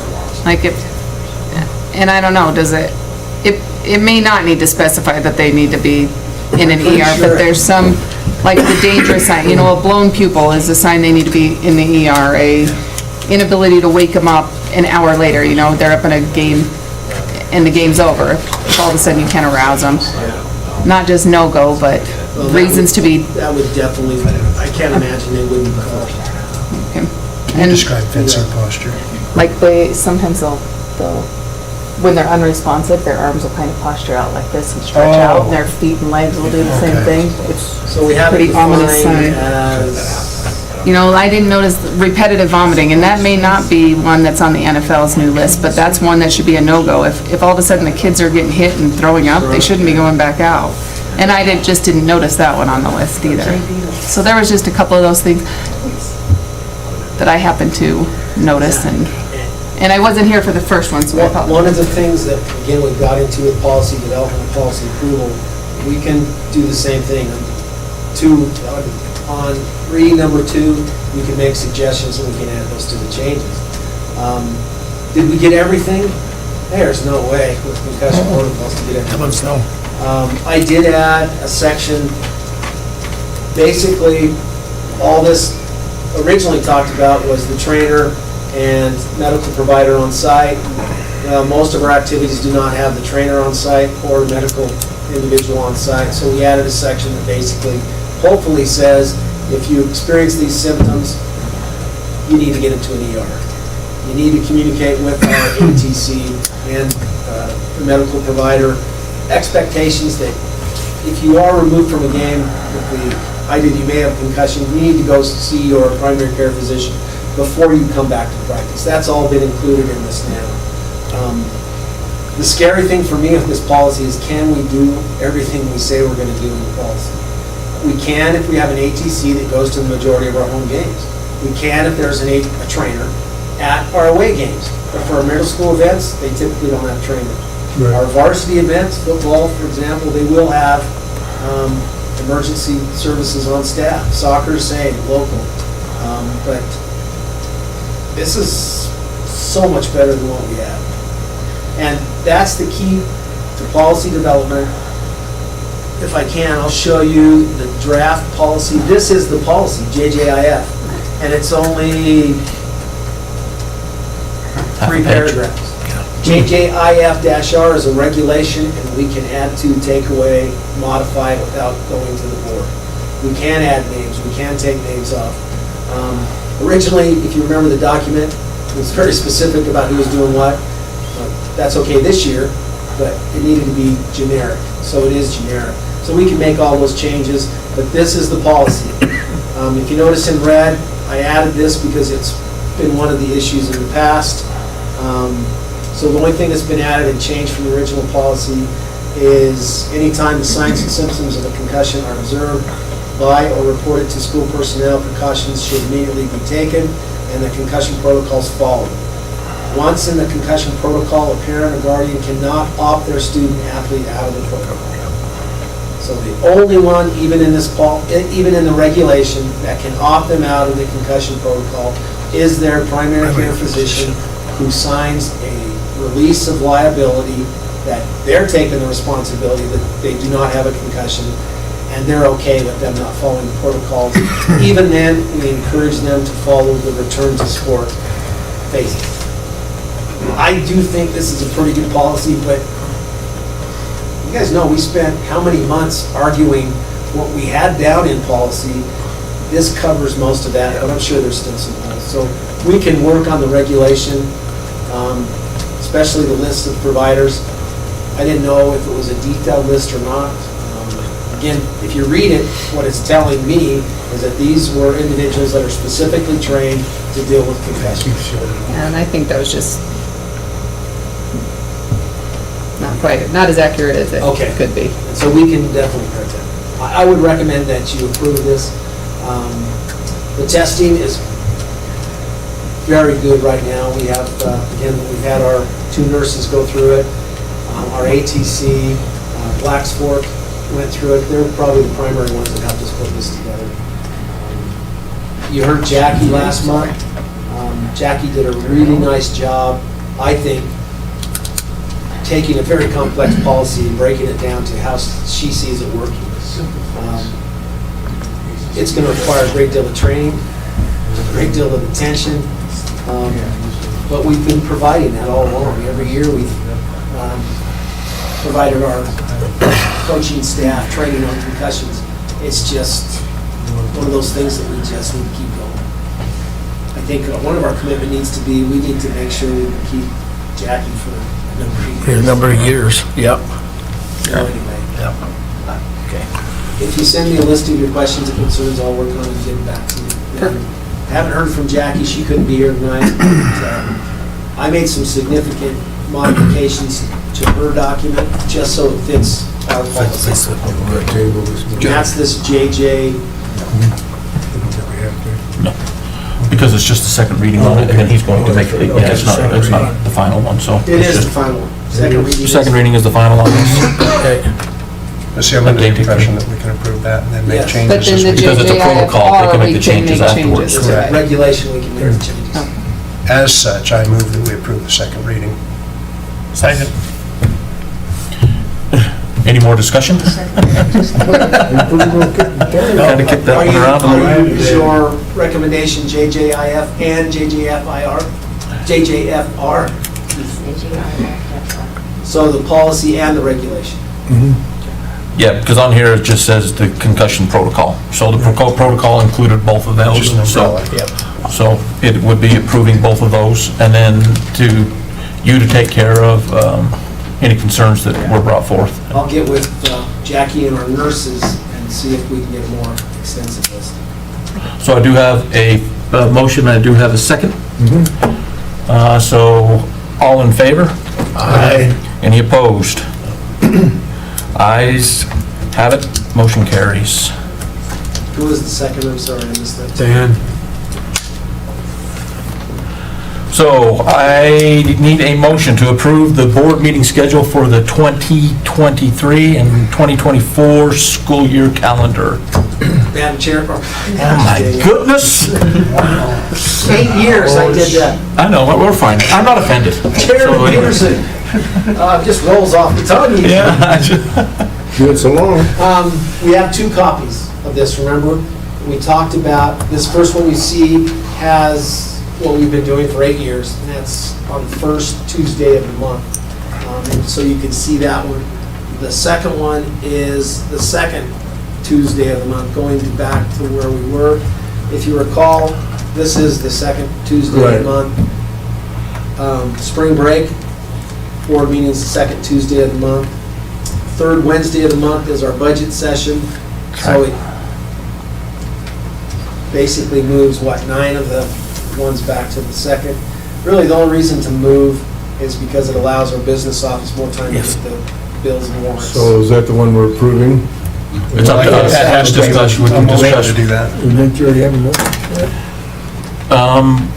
All I had on here was the motion to approve the schedule for 2023. Oh. What schedule that was is not Not clear. decided Yeah. for discussion. Whether we are going to go for the first Tuesday or the second Tuesday of the month. Well, let's test it. I move that we approve the second Tuesday schedule. I second that. Okay? Let's go. I Sherry have and a motion Either one. and a second to approve the second Tuesday of every month for the Union County School District Number 1 board meetings. Was it just Jenny that couldn't do those last time? It No. was Jenny. I have talked to Jenny. She's okay. She's Yeah. okay. It was something to do with one of the Doesn't boards she was start- on. Right. Doesn't start until July. July. Yeah. So we'll finish what was approved in the We're past. still gonna be on first. Until July. Except for April Yeah. and July. just be on a random Tuesday for the next 2 years. So I do have a motion, I do have a second to approve the second Tuesday of every month. Any more discussion? None? Okay, all in favor? Aye. Any opposed? No. Ayes have it, motion carries. Okay, Red Devil Ranch water. Chairman Peterson, members of the board, I haven't received any new information, so we're right where we were. Is this where we were last time? This There is- is no new information. So do we need to table it for another month? Brendan Ellis is committed to participating in the meetings and getting more information for us, but he just said there's nothing available right now. Yeah. So I anticipate that hopefully at the next meeting he'll have more information. Okay. Okay, You need a so motion I to need a table? motion to table, yes, the Evanston Red Devil. Second that motion. I have a first and a second, any discussion? First, second. Thank you. Any discussion? None? All in favor? Aye. Any opposed? None? Ayes have it, motion carries. Okay, I need a motion to, anything to discuss here on the bus lease? Mr. Chairman, I move that we approve the bus lease as presented. For First American. First American. First America. Second. Second, I have a first and a second. Any discussion? None? All in favor? Aye. Any opposed? Ayes have it, motion carries. Okay, item G, approve quitclaim deeds between the City of Evanston and Union County School District Number 1 on the transfer of properties from the EMS behind the U Station building and by the Evanston ball fields. I need a motion to approve that. Mr. Chairman, I'll make a motion to approve the quitclaim deed for this with the City of Evanston. Second. I have a motion and I have a second by Caleb. Any discussion? All in favor, say aye. Aye. Anybody opposed? No opposition. Ayes have it, motion carries. Next is H. It is the Evanston High School Dome Project, permission to proceed. Mr. Chairman, I'd like to make a motion on the EHS Dome Project to proceed. Second. I have a motion and I have a second. Any discussion? And proceeding is just looking further into it. We're not fully approving this $1.5 You're gonna have to million. spend something. There will be a cost to do that. What kind of cost They didn't really say, but. do we know? I would think, if you remember, we talked, I think last month, about just a project manager type situation. I believe it was under 60,000. Yeah. So that would be, I think, the max if the board doesn't approve any of the bids. And even then, I think that's a high. Yeah. Because we do have to have individuals begin the work of putting these bid specs together. Sounds like we're about ready to go with that, so. We'll have to bid out some of the projects, some of it we don't. We'll have to make sure we're following the So- requirements of the state. We're proceeding to go forward. We're not approving for the funding for the actual construction project. It is a matter of design and putting some specs together for the project. And we got the building, so we We've got need the to do buildings in hand, so something. we got to move forward with it Can't somewhere, just sit so. on it. My biggest hesitation truly is I think a lot of our constituents are going to have a hard time choking down $1.5 million when we just spend so much on the field. And I know. I don't think so. I don't think so. I really don't. I mean, you look at this, we don't have any choice, because we don't have a place for kids to even run. We can get a facility for a fraction of what it would cost to build one. I mean, I think with Superintendent Thomas talking about the financing, I think we are totally at, I can't think of the words, but if we don't do this, this is absolutely ridiculous. We have to proceed with this. And I had some discussions with coaches this week. This not only is with high school, middle school, it affects our grade school kids to be able to start preparing to play volleyball, to play basketball, and places they don't have to go. So, I agree, but I just also worry about, our teacher salaries that we talk about a lot and not being able to afford to give raises and increase well, we can't do steps. that out of the money we got anyway, I mean, I understand what you're saying, I just... So what do you think, Mr. Thomas? Well, You know, kind of have an Chairman idea. Peterson, members of the board, I agree with Krista. I really do. I'm concerned. I also agree with Dan. We've been concerned for 22 years in this district. Yeah. We either spend a little money on our kids, or we're destined to be struggling 10 o'clock at night at the high school. Yep. Freshman basketball playing at 2 middle schools. Remember, that's only if the gym's available. If there's any games, they give up their practice. They give up the practice. So, They did tonight, it was a PE, Tuesday they night. can't get out on any kind of turf, probably, we're lucky, middle of March. It'll be interesting. We told you the field is 15 degrees hotter than a grass field. You want to say the word? But Yeah, it's, say it. when's the last time we had 3 feet of standing snow? So Or more. I am really concerned. And Krista, I have no information about what our funding will be for our teachers. But at the same time, I've been responsible for this budget a long time. We have never taken out of the carryover for salaries. What we've done is we've reduced through attrition, we've cut where we needed to balance the budget. ARP and ESSER funds put a crazy twist in this that we're gonna have to take some time to figure out. So I'm riding the fence, but at the same time, I'm willing $1.5 million to do this for our kids and our community. Again, I think we need to take the risk, and I'll probably not sleep for several months. I'm no expert in body language, but it looks like Karen has something to say. Could I say something here? And I've talked to Ryan before.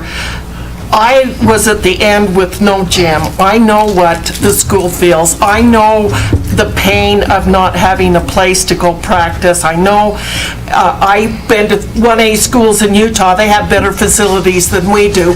But I have to agree with Krista. I know absolutely for sure we need this, but I'm concerned about the community because I heard a lot about the football field, and it wasn't all good. Okay, I think it's great because I've got somebody involved, or we have been involved, but there are a lot of community members who do not have anybody in it, and they think we're spending unwisely. I'm just saying what I've heard. I think we should do it. I think we need it. But you're going to have some community backlash here, I feel. Sure you are. Question? Well, There's still discussion going on. Oh, excuse me, I thought you'd already given us I thought you were asking him. the, go ahead, shoot. If I may, just, naturally, we can't start building tomorrow. And so, Krista, you bring up some valid points. And so, perhaps what we look at is having Brent move forward with his services, getting our electrical engineer, our mechanical engineer, all of these things kind of in place. We're probably spending less than $100,000 in getting them because they've got a scope of work to do. It would also allow us to go out to bid. Now, just because we go out to bid doesn't mean that we're locked in, but I'd like to go out to bid on our cement and at least go through that process because we're looking at a good 4 weeks, 5 weeks just to go through that process. Once we have that, then we can come to the board and say, hey, this is what cement prices are going to be. So that's going to get us into mid-February, 1st of March. I think by that time legislatively, we're going to have a slightly better idea how things are moving. And then come back to you each month as to kind of where we are. And then I think really by April, we could probably pull the pin and say, okay, yeah, we've got funds to totally move forward with it.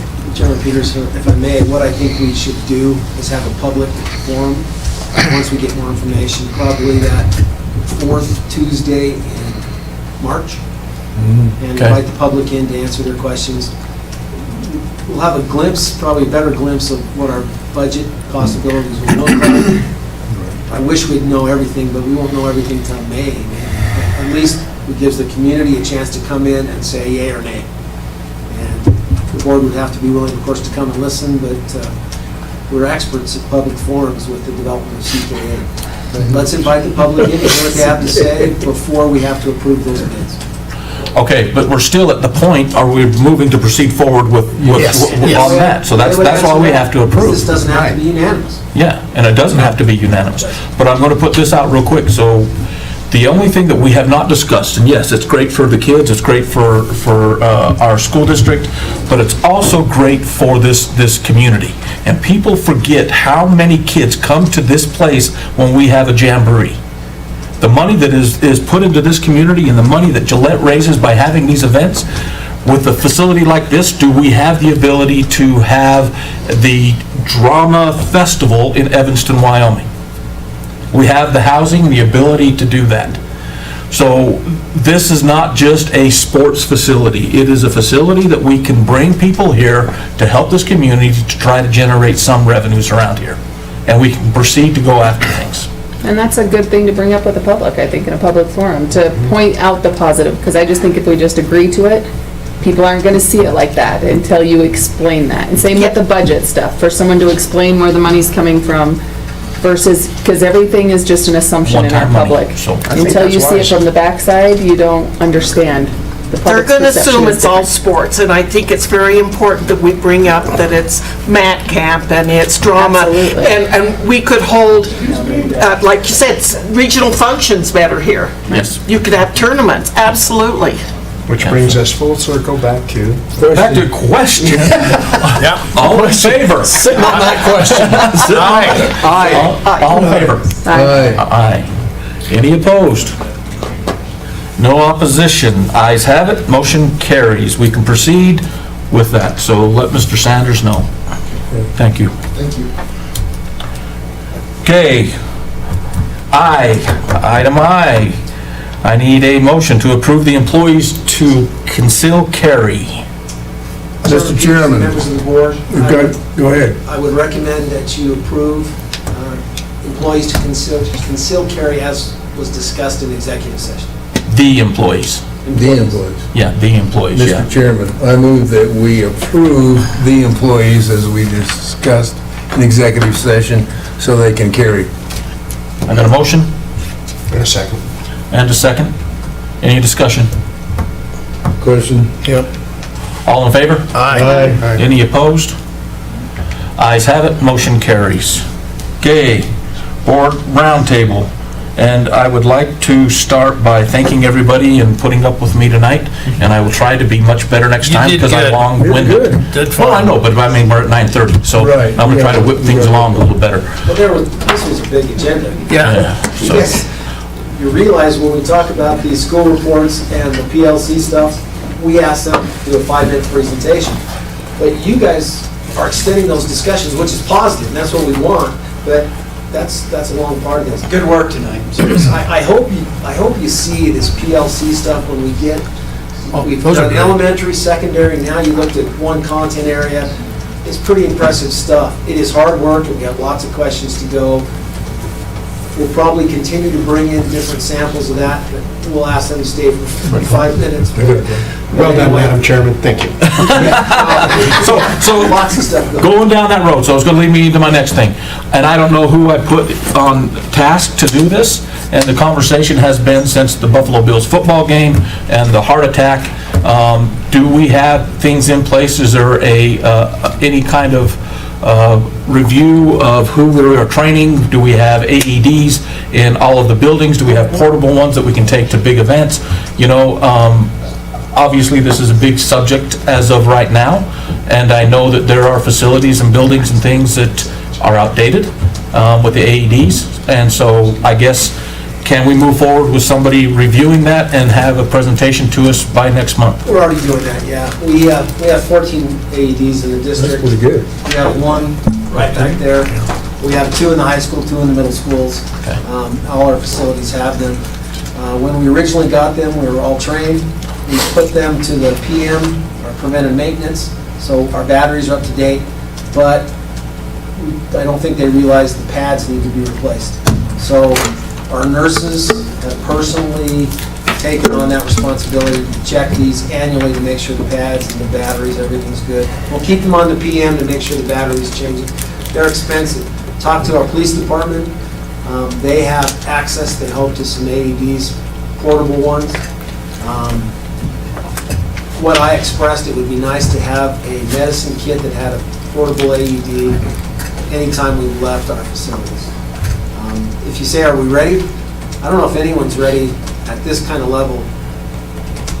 I look at a middle school game, if something like that happened, where you may not have a trainer, that'd be scary. Yeah. And I don't think you guys saw the collision, it wasn't that severe. No, it wasn't. But that's, But no, our nurses and our trainer are taking this personally, and they are working on it. So I was pretty proud that they're doing that. So I can easily have a presentation where we are. I think we paid $11,000 for each of those AEDs. Really?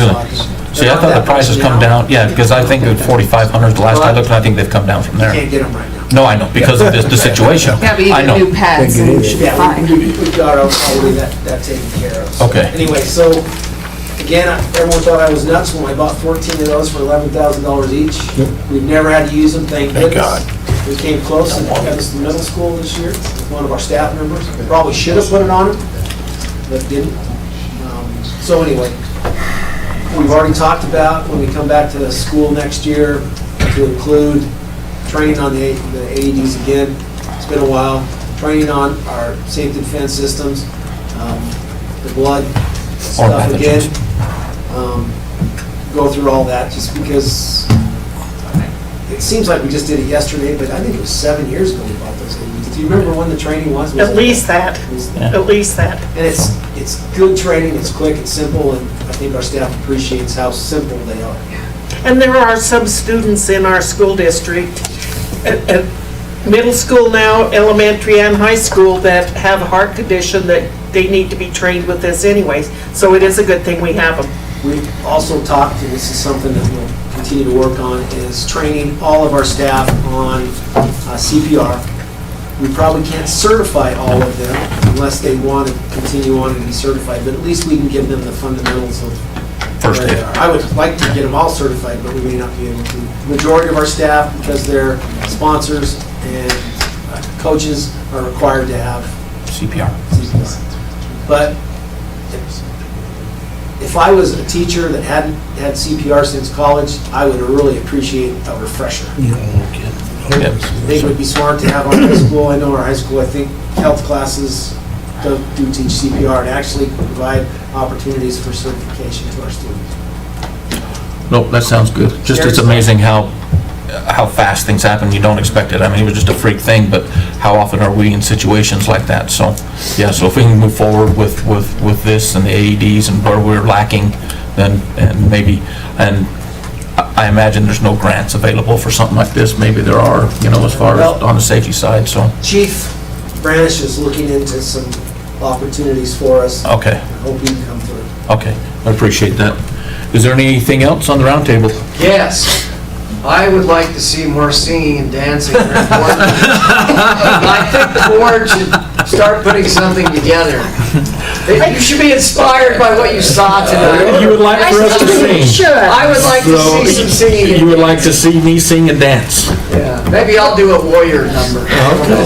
We've seen your brother's moves, certainly you could do something, right? So, I have one quick thing. Okay. You know, when I saw the agenda and it said Project Dome, I thought, well, my damn, they should have done this how many years ago? We had all kinds of money when we built this high school, and we were gonna dome it then. I thought maybe we're gonna do something again. oh, no, it's miniature domes, Went but to anyway. a trampoline park in Texas. Yeah? And it's one big metal building.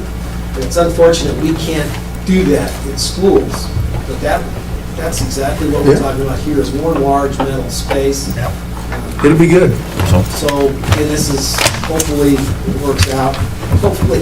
I just kind of want to leave the money we have there. Move we So- adjourn? Yes, do I have a motion? I have a Oh, I don't want to. I think that was. Those that have signing responsibility stick around. I'm going to. Everybody does. Everybody does. So I have a motion and I have a second.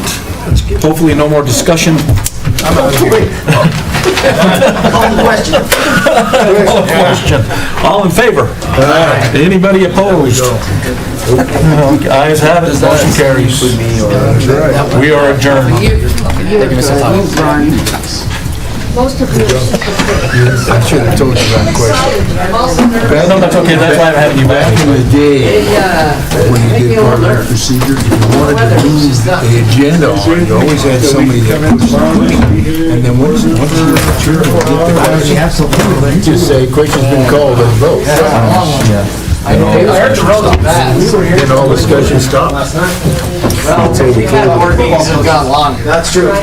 I still So I've officially changed my name to, oh shit, I'm saying that. Just so you know. I need to date this as well, I'm sorry. yes. Didn't mean to cut you off. I tried to do that online and Just it today's didn't work.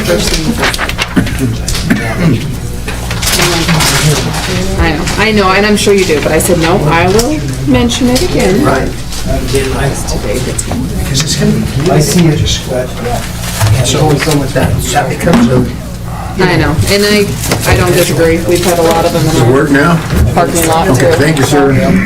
Darren, you make sure that you shut So, David, when you're done, come see me, I'll lay them down. Okay. I think Sorry to hear the conversation. we're gonna need some.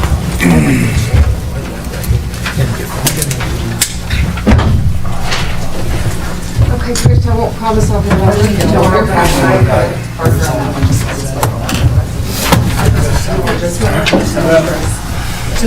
They just got it converted today. Slowly but surely. I don't mind it.